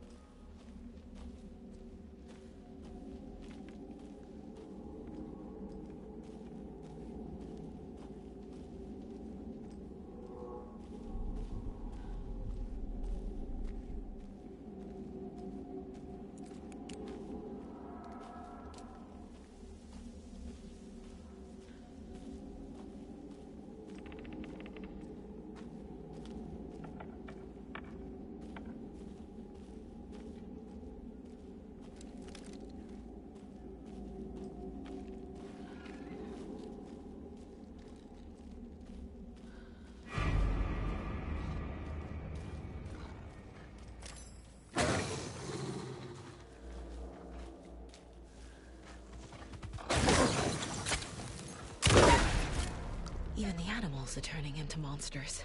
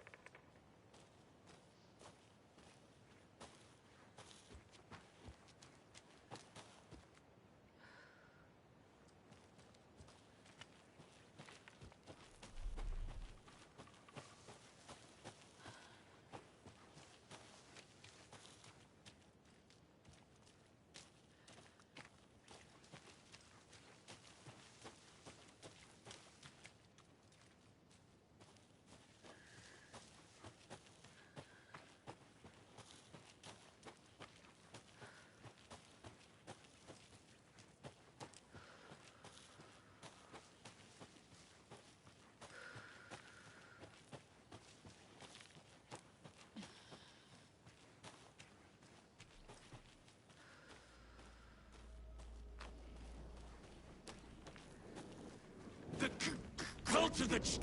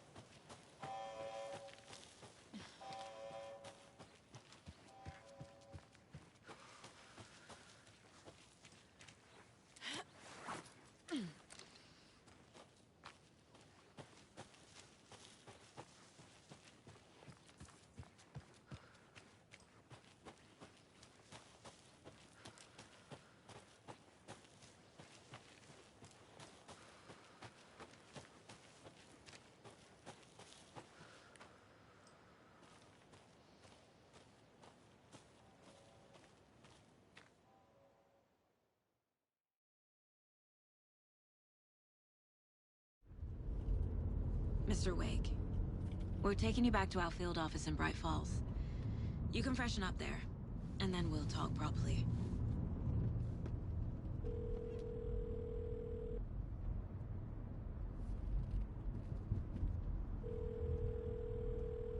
Hey, Mom. Before you say anything, I'm totally fine. Don't freak out. Dad shouldn't have even texted you. Logan? No one texted me. What's going on? I'm totally fine. I slipped, that's all. God, it's not the end of the world. Put your father on the phone. Okay. Dad, it's Mom. Don't worry, hon. Logan slipped in the shower and bumped her head. She has a slight concussion, but I'm keeping an eye on her. Lucky I heard her fall. She could have drowned. Jesus, David. Why didn't you call? I tried. It didn't go through. She's fine, really. But what about you? You sound stressed. No, it's, just weird case, that's all. Well, if you need a hint, my years of board game victories tell me Colonel Mustard did it. I'll keep an eye out for him. Love you, Dave. Love you too, honey. Want to say bye to Logan? Just tell her I love her. Bye for now.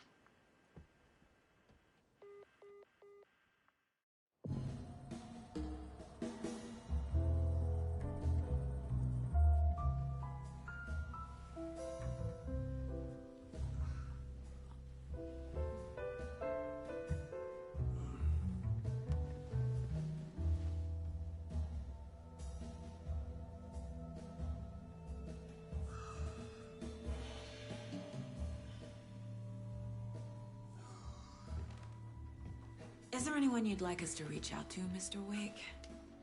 You've been gone a long time. No. They'd be in danger. It'll come for me. Okay, let's talk about something else. Robert Nightingale. Do you know him? You were both here in 2010. The Dark Presence got him back then. That's the last time I saw him. 13 years. Fuck me. Tell us about the pages. You had what looks like a title page with you. Return. Is this the name of the story on these pages? The writer's name has been scratched out pretty violently, but your name can still be made out underneath. Scratched out. Yeah. Scratch.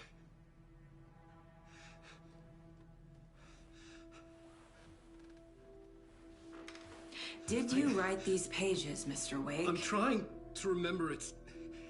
It's a crazy jumble, like a nightmare. It doesn't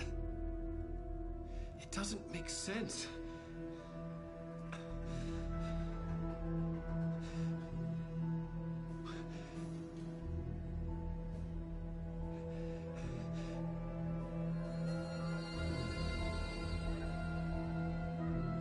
I remember.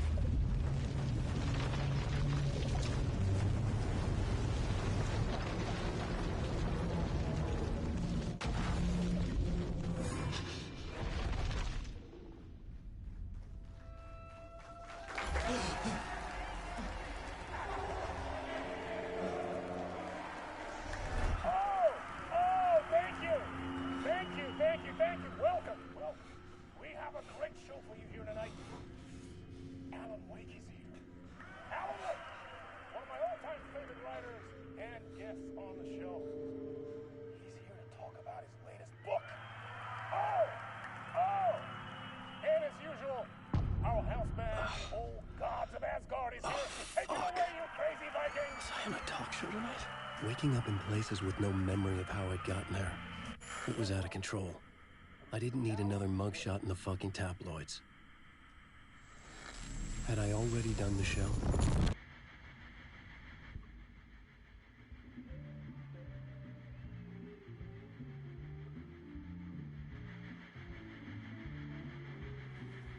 Please give a warm welcome to Mr. Alan Wake.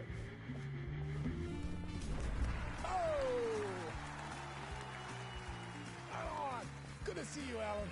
Great to see you. Welcome back to the show. Come on, sit down. Woo! Oh, man. It is so good to see you, Alan. This must be an exciting time for you. Tell me, does it ever get old? Sorry, does what get old? Publishing a new book. Are you okay there, my friend? You look like you've been cooped up in the writer's room for a few too many years. This is exactly how I feel. You know, I've waited so long to get my hands on the sequel to Departure. You left us on quite the cliffhanger.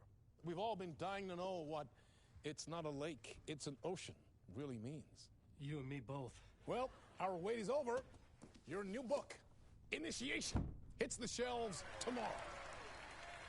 What? That's exactly what every reader will be asking. This book is mind-bending. It's so cerebral. I mean, how would you describe it? An auto-fictional thought experiment? A horror story? A postmodern detective story? Wait. This isn't right. I haven't written anything. He's so humble. Okay, you got me. Good prank, very funny. But yeah, I sad to say, I've not written this. I'd remember if I'd written a book, right? Or maybe it was written by your evil double. Well played, man! That is spot on! Playing the role here. Pretending the world of the book overlaps our own. That's very meta indeed. You see, Initiation tells the story of a fictional writer named Alan Wake, who is trapped in a nightmare, desperately trying to find the manuscript of a novel he has forgotten he has written. The book is set in New York, but it might not be New York at all. He is tormented by his dark doppelganger and guided by visions of a fictional detective he has written. That's right, Alex Casey is in this book as well. I guess we'll just keep doing this the whole show. The joke's on me. But Isn't that what you sign up for with autofiction? No, but seriously, I found the structure of the reality you build in the book fascinating. It reminded me of The Matrix. I mean, the writer is physically in his writer's room, trapped there, and he projects himself out to this dark dream of New York through the story he is writing. Like astral projection. Did I get that right? Yeah, that's exactly right. Go on. I should be taking notes here. This is great stuff. Notes to that other Alan Wake in that room writing this as we speak? Are we all in your story, Alan? Wow. No, I wish you every success with your new book, Alan. I hope it's as successful as your best-selling Alex Casey series. Initiation hits the shelves tomorrow. After this, I'm sure we'll all be eagerly awaiting the culmination of this hero's journey trilogy of yours. A book called Return, perhaps. Man, thank you for one of the strangest interviews of my entire career, Alan. All this talk of meta-narratives. Kept expecting to disappear once this scene ends.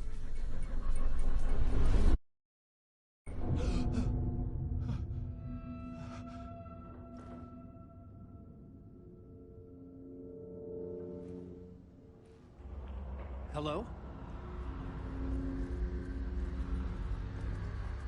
I'm losing it. Something's not right here. I needed to get home. To Alice. What the hell was that interview? Some kind of joke? Initiation? I never wrote a book called Initiation. This felt like a bad dream. Could make a good horror story. Old Gods of Asgard. That name sounded familiar.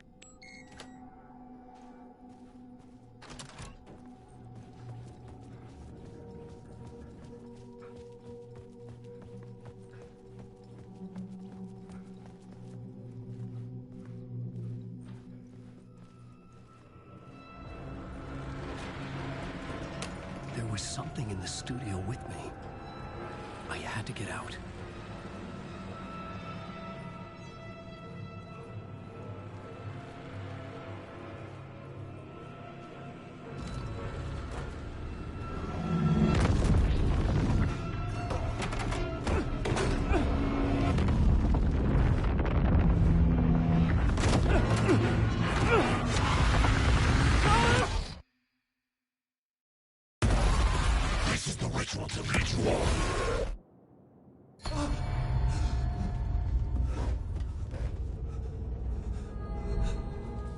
Waking up from the nightmare, I felt like a drowning man gasping for air. This place felt familiar. A ghost of a memory surfaced, about writing here for countless days.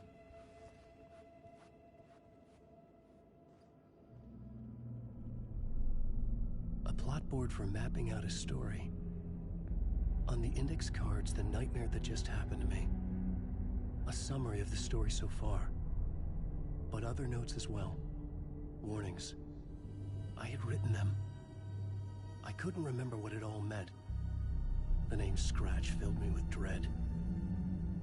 I could trust these words. I had to act on them. You must write to escape.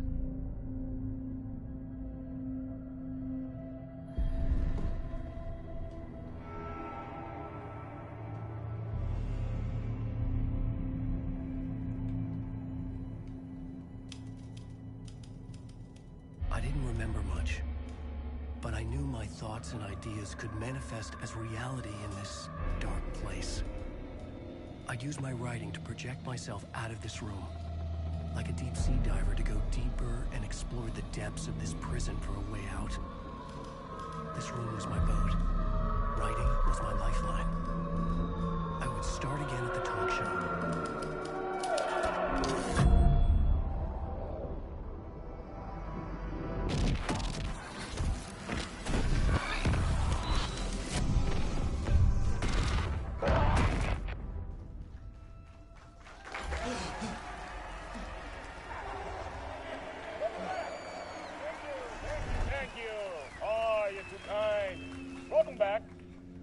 have a great show for you here tonight. A real treat for all you Alex Casey fans out there. Alex Casey himself is here tonight. That's right. Sam Lake, ladies and gentlemen. The actor who has given his face to the famous detective in the film series. And of course, we have Alan Wake here. Best-selling writer of the books the films are based on. Let's do this!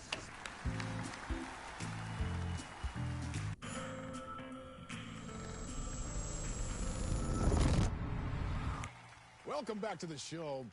So, Alan, as the creator of the character, how do you feel about this?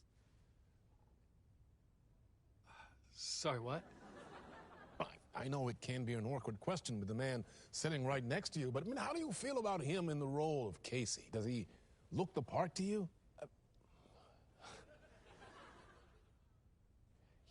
He looks exactly like I always imagined Casey to be. It's uncanny. Thank you.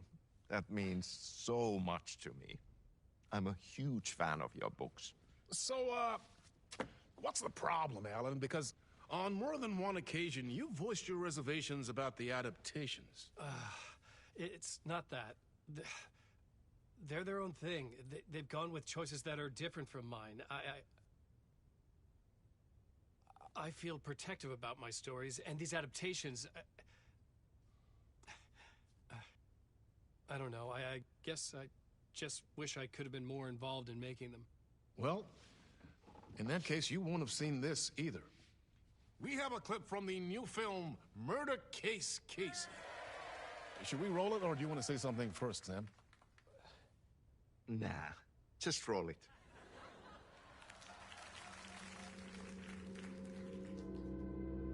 This city was an old scar that refused to heal. The rain made it fester. It needed the sun, but there was only the night. I was tired. Insomnia covered me like a plastic film. I was watching the world through a rain-slick window, my own reflection haunting the view. I was trying to track down a missing writer. My only clue was a table lamp, shaped like an angel. The only thing to shed light on this sordid mystery.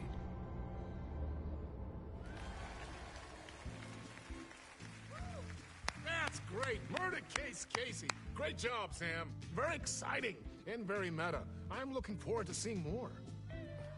Wait, stop. What was that about a writer? About a lamp?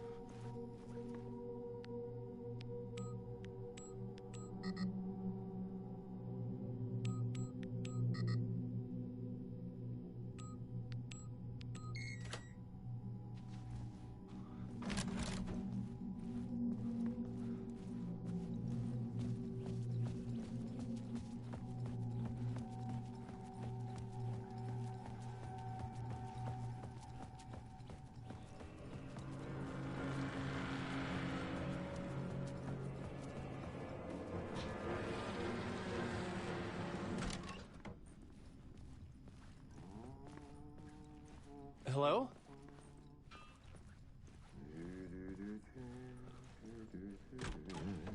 Ah, Lorraine! There you are, Tom. Oh, not so much evil that not a bit of good as well. Not one without the other. Good to see you. Hey, I can't seem to find my way out of here. Can you point me to the exit? Totta helvetissä. Of course, Tom. The work will instruct its maker. I was gonna get something from the basement for you, but you can get it yourself now. The more cooks, the worse the soup.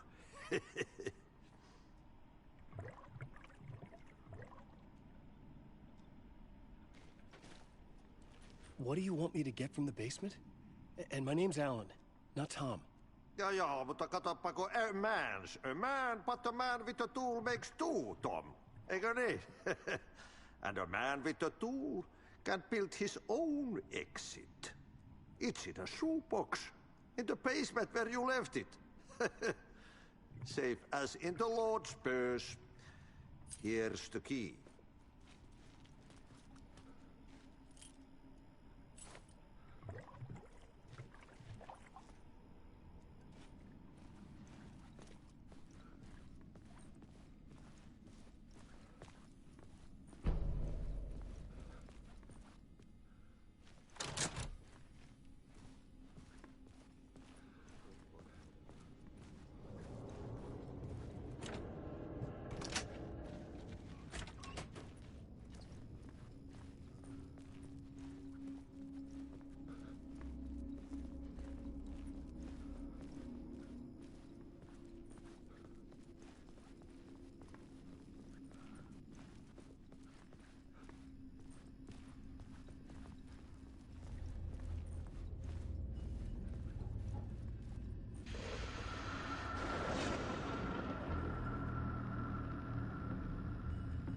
Talk show host?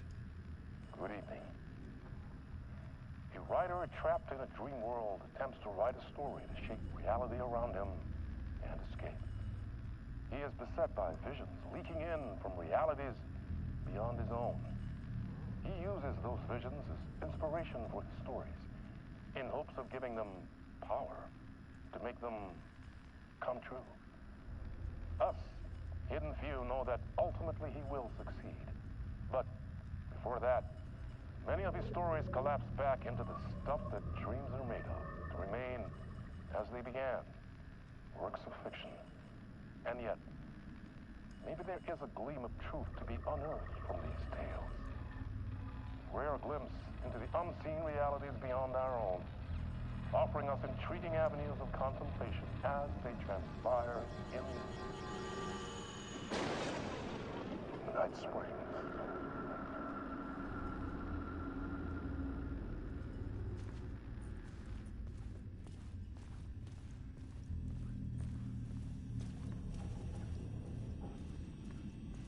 An old lamp in a shoebox. Was this what the janitor had left for me?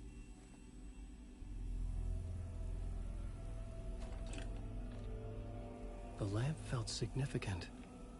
A tool for bringing light to the darkness.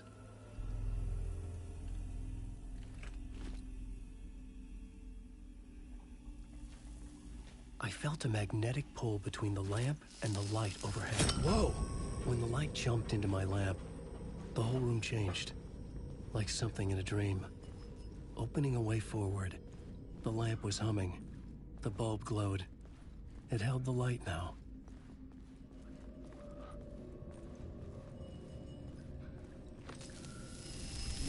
The glow in the lamp went out, shifting the light in the room. The light carved out something new from the darkness.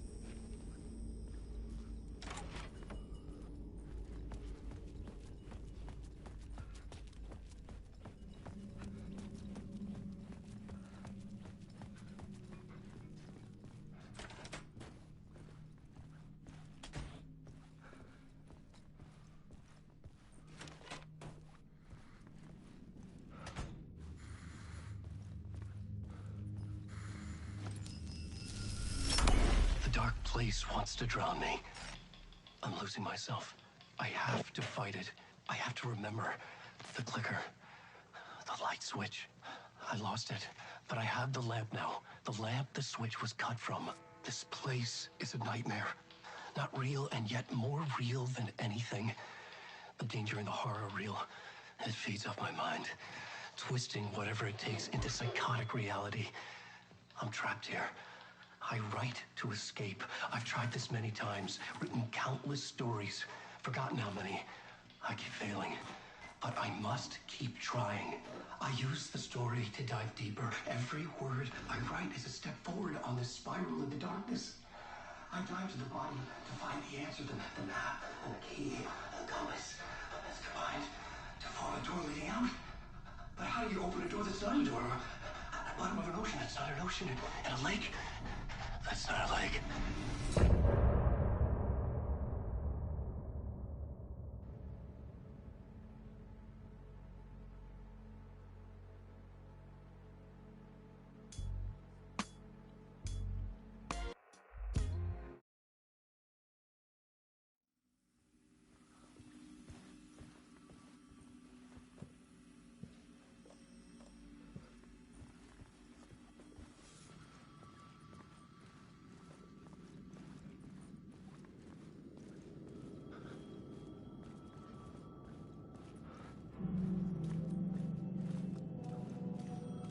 The payphone was ringing. Somehow I knew the call was for me.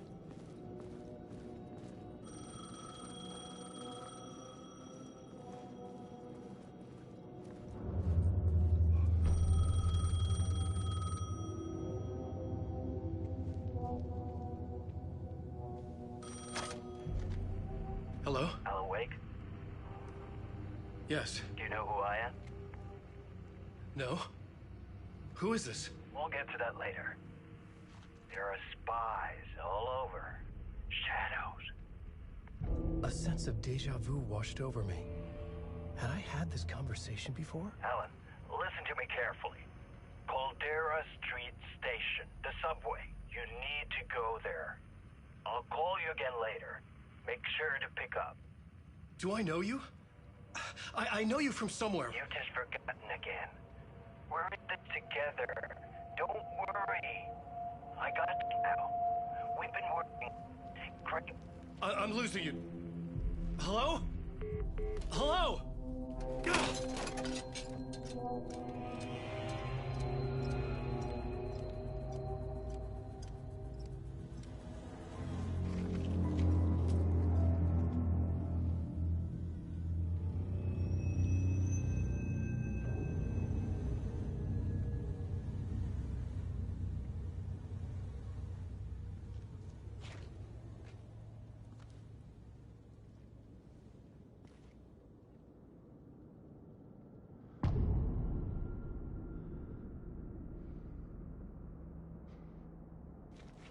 The man had said Caldera Street Station. I had to go there.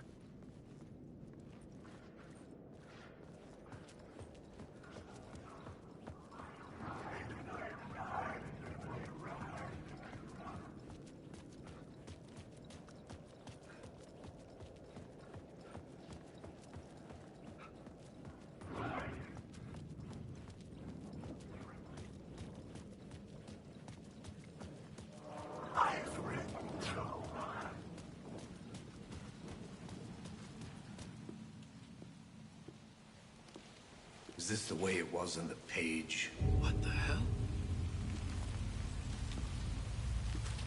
Oh, hey. We met at Door's show. Alan Wake, the writer. I'm Alex Casey. I'm looking into a murder. Come on, what is this? There's a piece of evidence, a manuscript of a novel. You wouldn't know anything about it? A manuscript? What manuscript? I need to see it. Rumor had it the manuscript contained the details of the murders.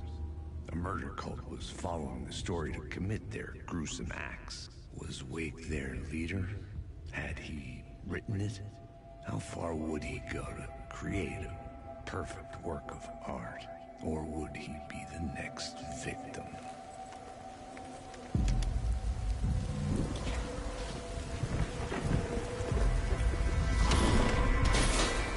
Stay here. No, wait! I need a gun! No chance.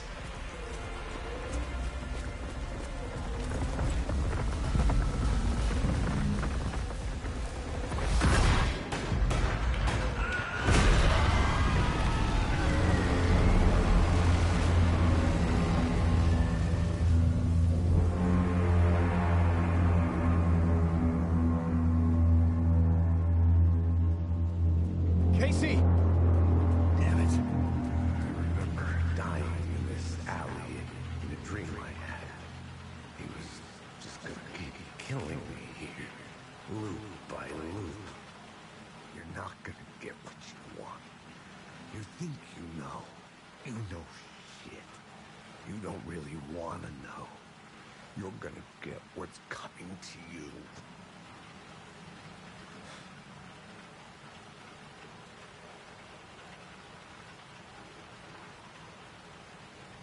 I needed his gun and flashlight to protect myself.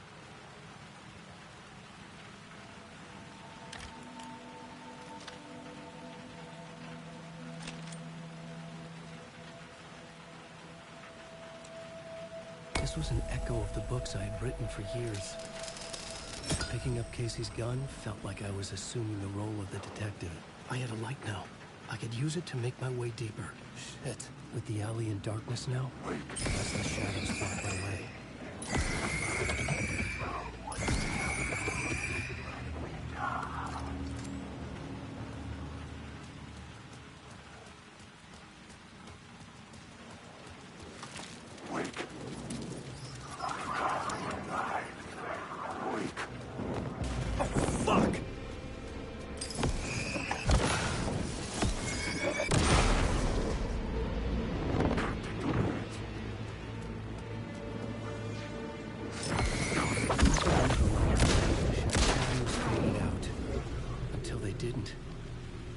Stop me.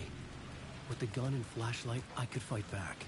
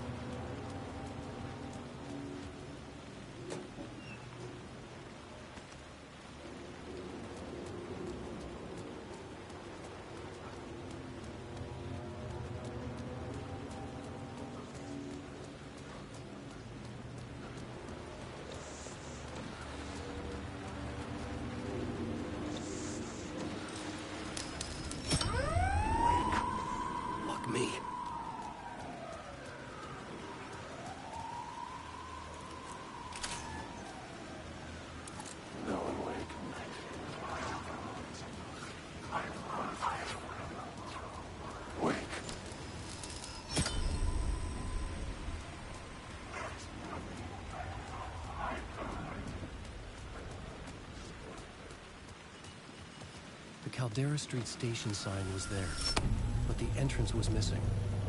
I had to make it appear. Maybe I could use the lamp to reveal the station entrance.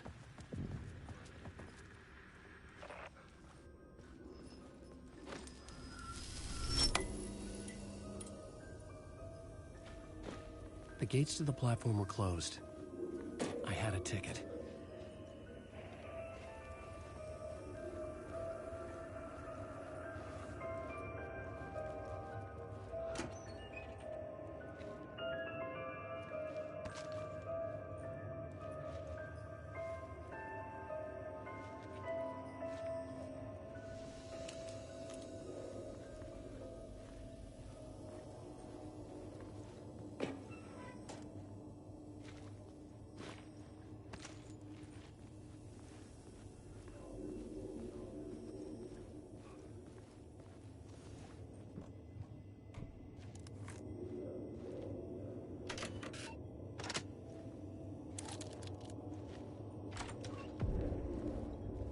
Something about the station platform felt significant.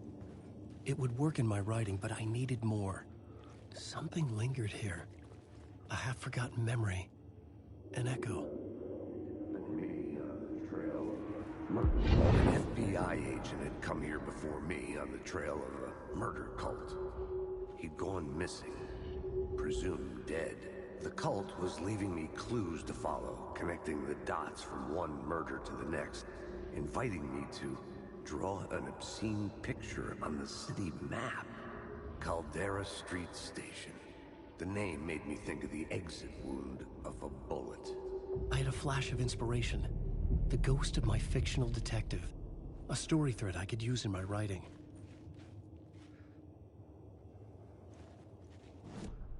I had a location. I had a story thread. I would put them together, write them into my story to create a path deeper into the dark place.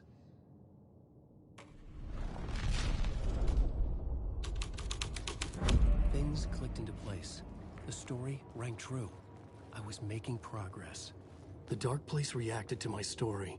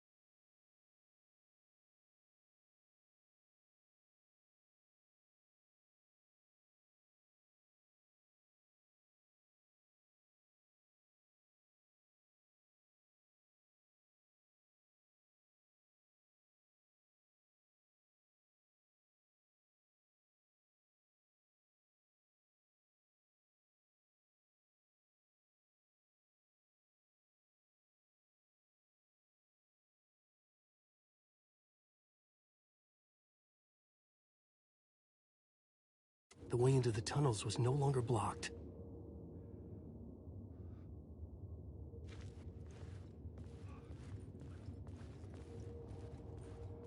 The tracks led into the tunnel.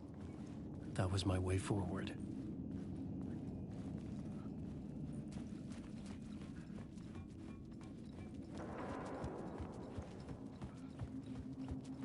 The blood trail continued deeper into darkness.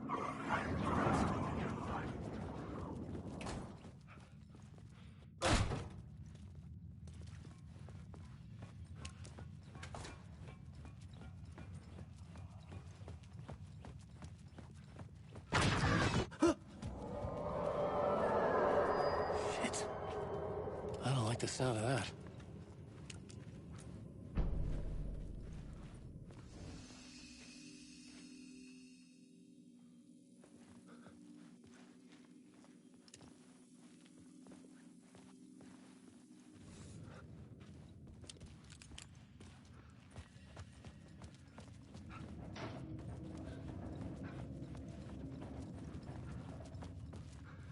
The tunnels were a maze. The blood trail led me on.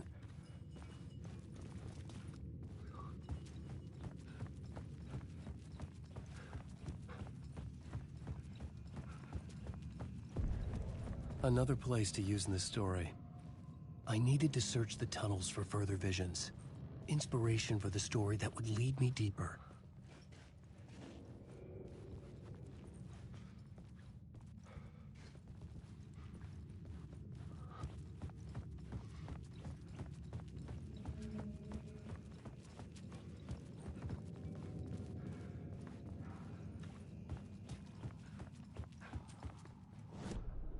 The new scene I had found was important for the story.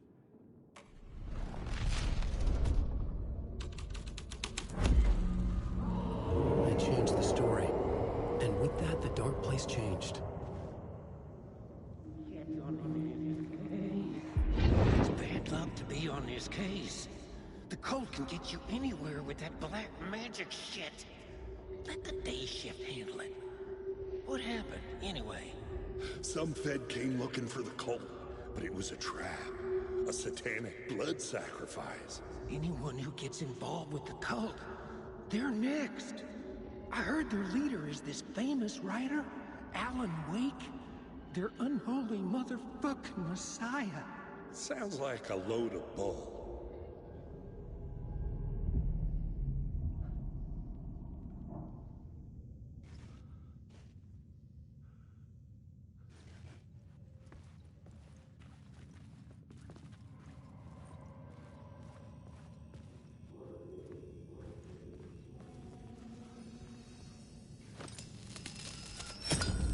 Another echo lingered here, a source of inspiration. Ma'am, word is your research can help me, ma'am. What do you know? There's more than one urban legend about the Cult of the Word. The murder cult used these tunnels for their ritual sacrifices. They say the cult reenacted the murders in Alan Wake's crime books. That Wake was even involved somehow, under a false identity. Mr. Scratch, which is, of course, a nickname for the devil himself. It was disturbing finding myself in the story this way. But I was desperate, and it felt right for the story.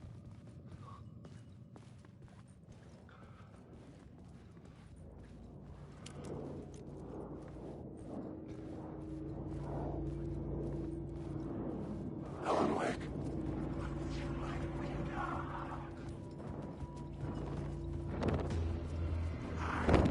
Just time.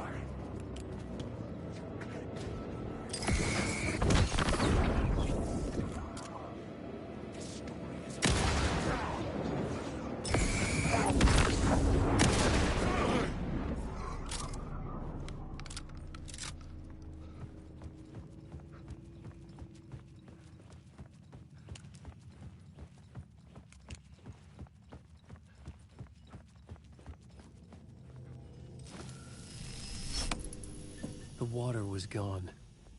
The way forward was open.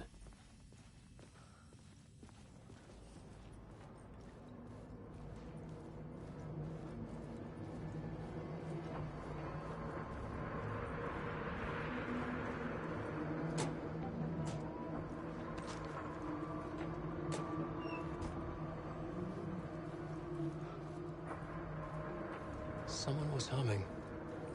Was it worth the risk to go see who?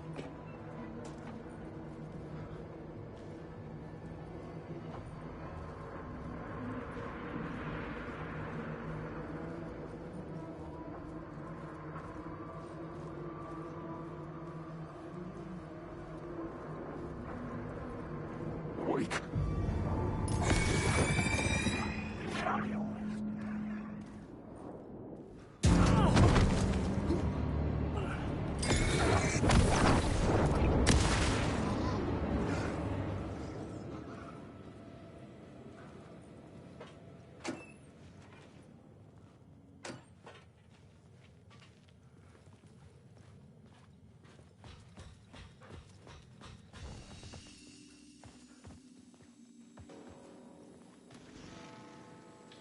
Memory is fading like a dream.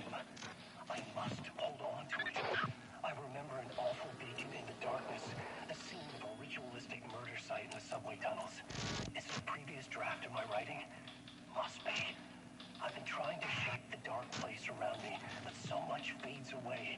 Even my memory of the process washed away by dark waves. But some things remain.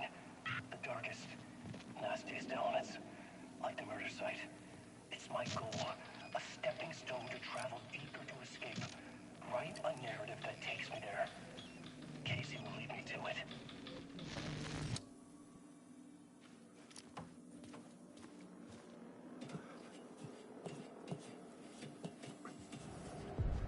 The train blocked my way forward, but it was here for a reason. It had a role to play. The new story beat fit the story perfectly.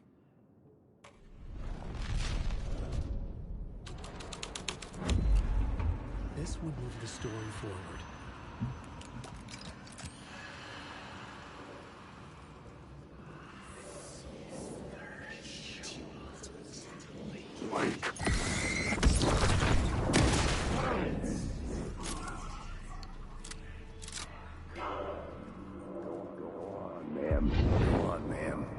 This is where the history of the cult gets genuinely disturbing. The cultists tracked down the torchbearers living in the tunnels. They locked the poor folks up in a derailed subway car, doused it in gasoline. Yeah. Charming. It turns into a bit of a ghost story after that. They say the dark smoke from the fire still roams the tunnels searching for new victims to devour. There are no happy endings in this city. The story thread felt important. I could use it in one of the scenes I'd found.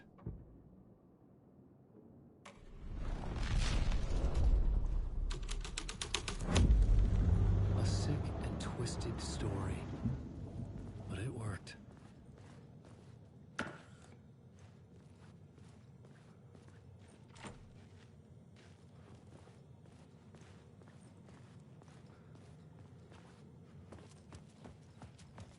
The subway car had become a burnt husk. I could get through it now.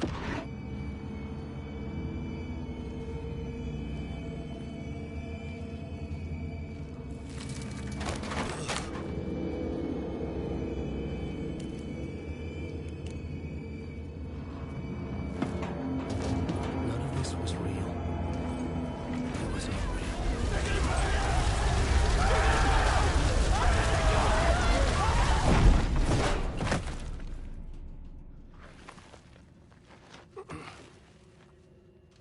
Fuck me.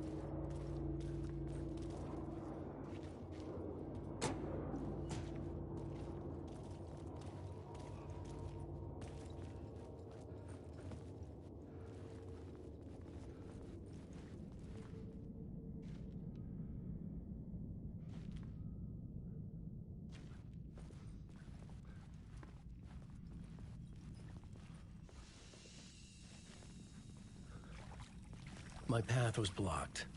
I had to find a way through. The lights would help me.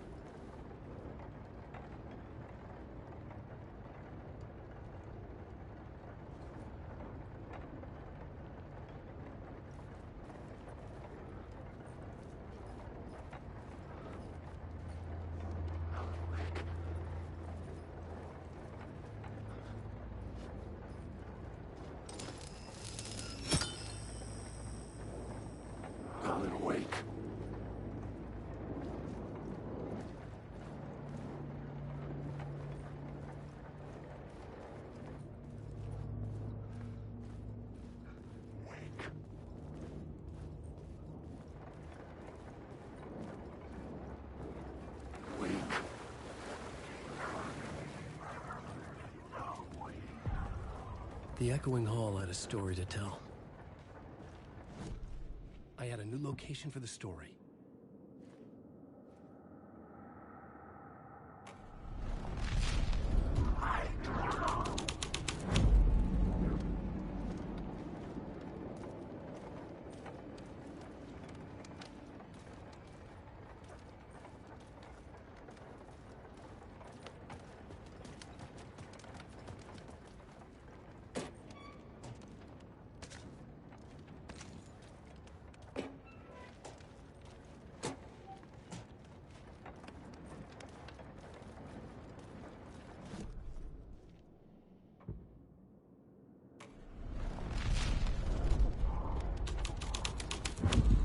The hall had changed into the murder cult's hideout.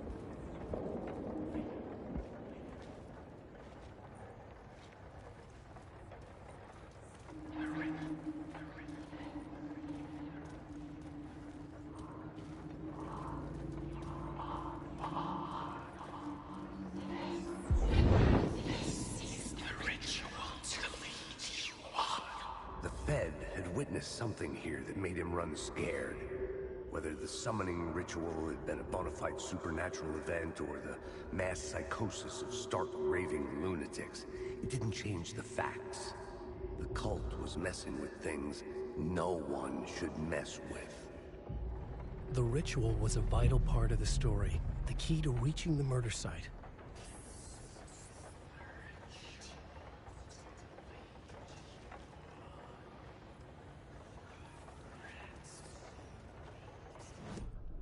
The plot element I found would drive the story forward.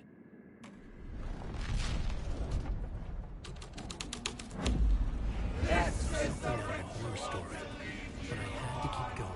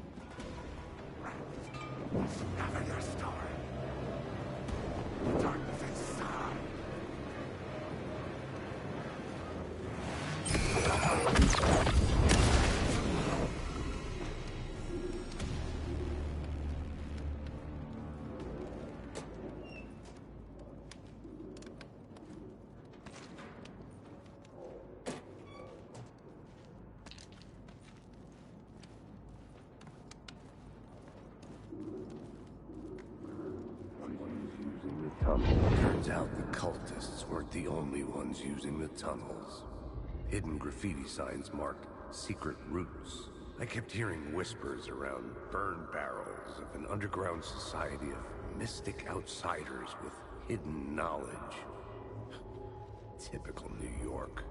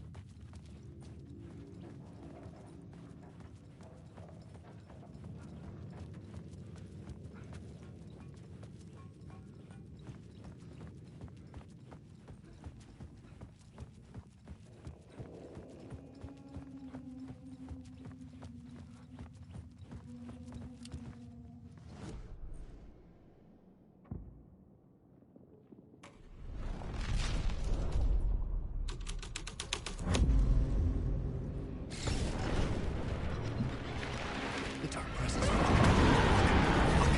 Fuck! Fuck! Fuck! Fuck!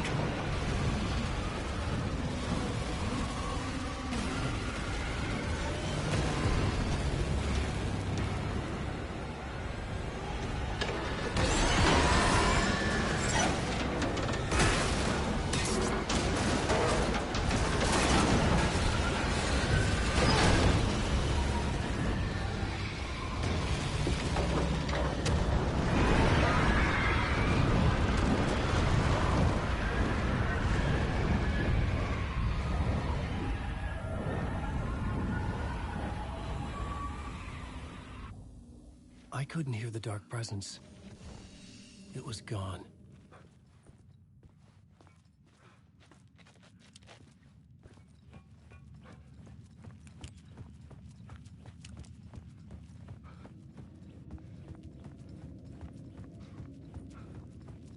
The tunnel was open now.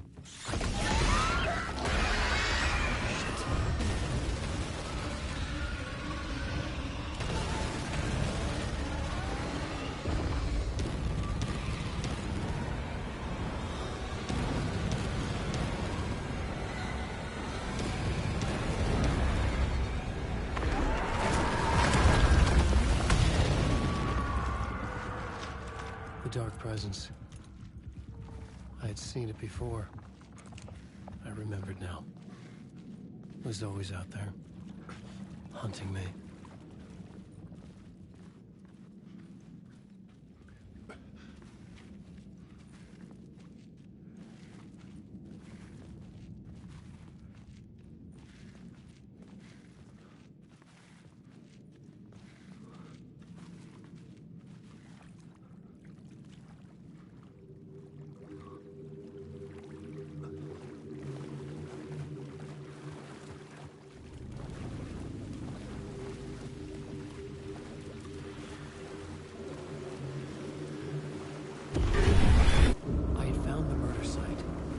Somehow the victim's heart was the key.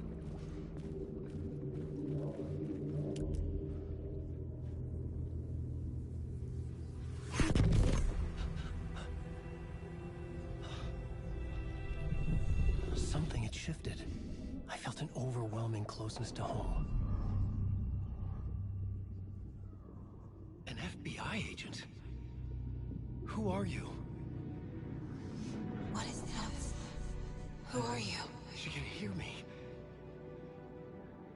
I'm Saga Anderson, FBI. This is Alan Wake. I'm trapped here. The dark place. Under Cauldron Lake. Cauldron Lake? Who are you? I'm trying to escape. I'm making progress, but I'm in danger. The dark presence. Help me. Please. Help me! I could sense it. I was closer to home. Had the woman in the vision helped me somehow? Something had changed. Outside. Parliament Tower. Where I'd lived with Alice. It was out there. Waiting for me.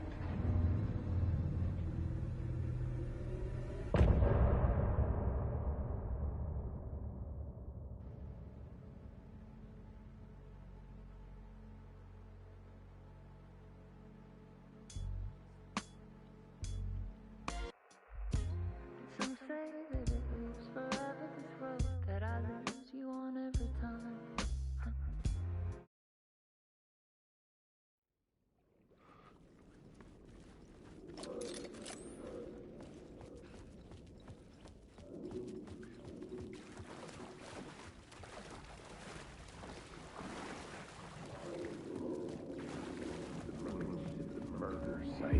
Stepping to the murder site, I'd felt it, hanging in the air. A meaning, the violent emotion of the act, like a cloud of wrath.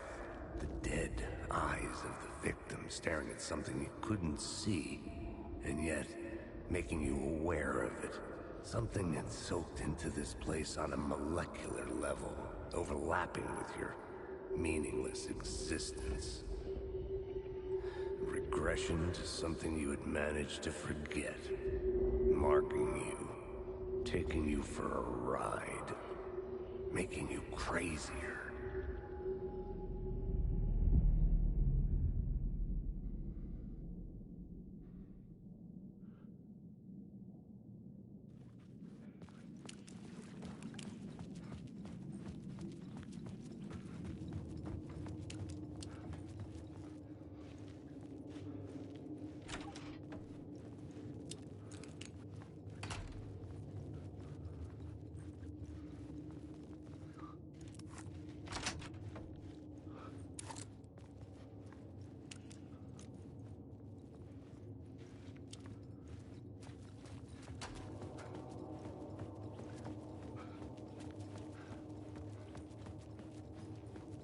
The station had changed.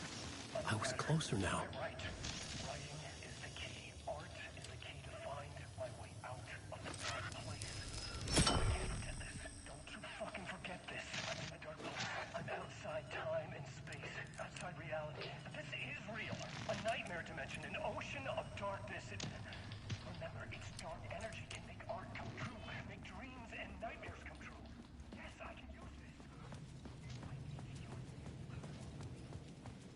Parliament Tower. Our home in New York. Was I really this close to being home? Going up to our apartment? Would I be home? Or was this just an echo of the real thing? Even then, the murder site had brought me one step closer to escape.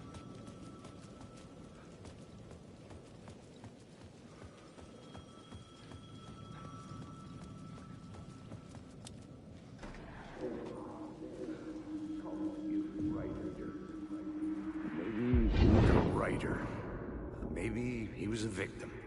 The cult, using his words.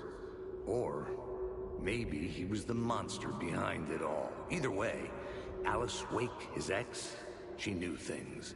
It was there in her art for all to see. A cry for help. The darkness she'd witnessed. And that put her in danger. Was Alice here? In the story?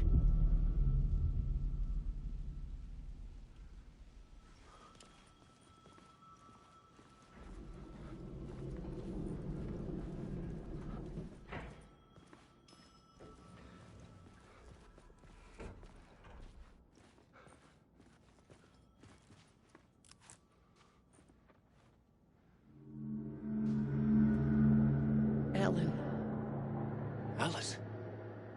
What was that? Like a ray of warm light, I felt her presence. It gave me strength to go on.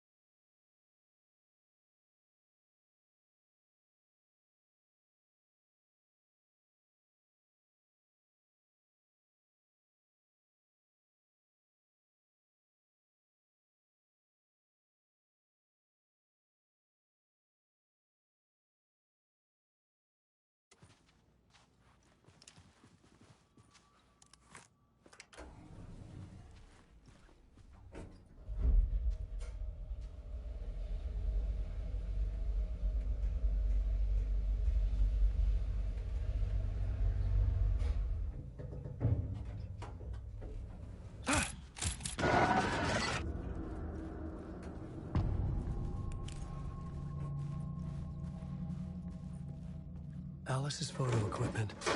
Set to go off when the door opens. Get out! Leave me alone! Alice! Alice!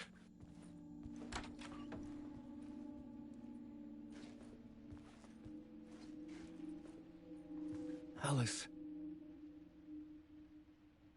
This is a photo of Scratch. How did Alice get this?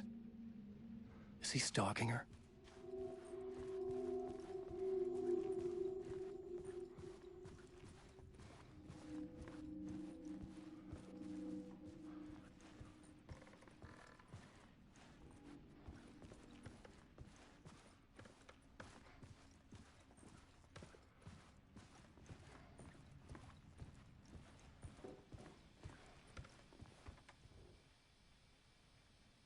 Part 1. What was Alice working on?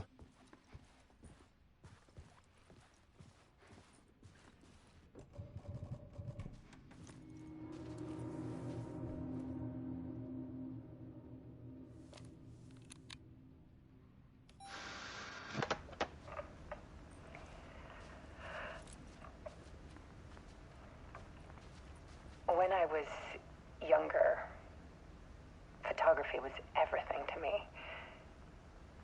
I moved to New York thinking I'd make it as an artist. And then I met Alan. We had a good thing. We were both dedicated by our creative ambitions. The only difference was that Alan's work made money. He brought me work when he could. I took his promo shots, created covers for his books. I'm sure he forced his publisher into it. I was taking photos, just not my photos. And that gnawed at me. Things got complicated sometimes, but that's life, right? We loved each other.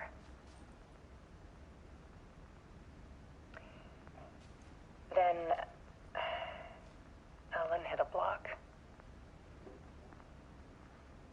I brought out a meaner side of him. One I didn't like. I set up a trip to see a doctor in Washington. I didn't tell him until we got there. We argued. Things went wrong.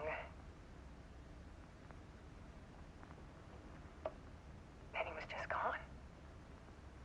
Drowned, allegedly. Easy for people to think it was my fault. Hell, I do too sometimes.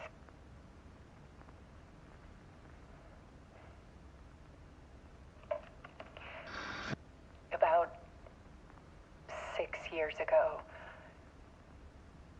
I started hearing noises in the night. Typewriter keys clacking.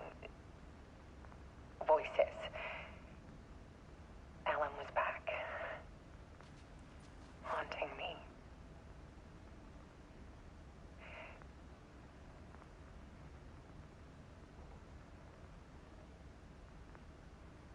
Then it got violent. It was Alan. And yet, it was a monster.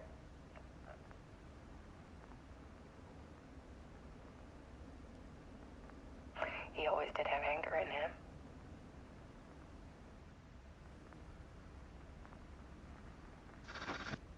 I set up cameras around the apartment with motion sensors and flashes. Now, when the monster comes, I turn it into art. My nightmares caught on film. And this is the focus of my new exhibition.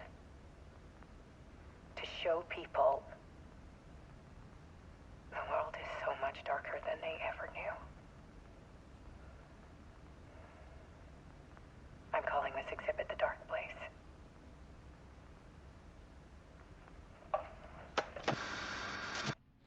Alice.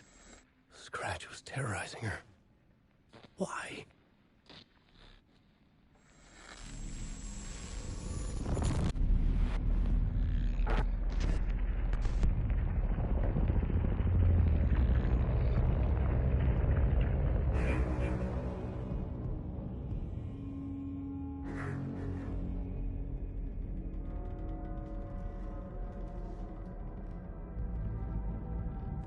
I sat in the writer's room and wrote a story. Initiation. To project myself through the dark place, to look for a way out. The story had brought me here, brought me nowhere. Looped me back. I was writing the story. And in the story, I now stepped into the writer's room. But there was no one here writing it.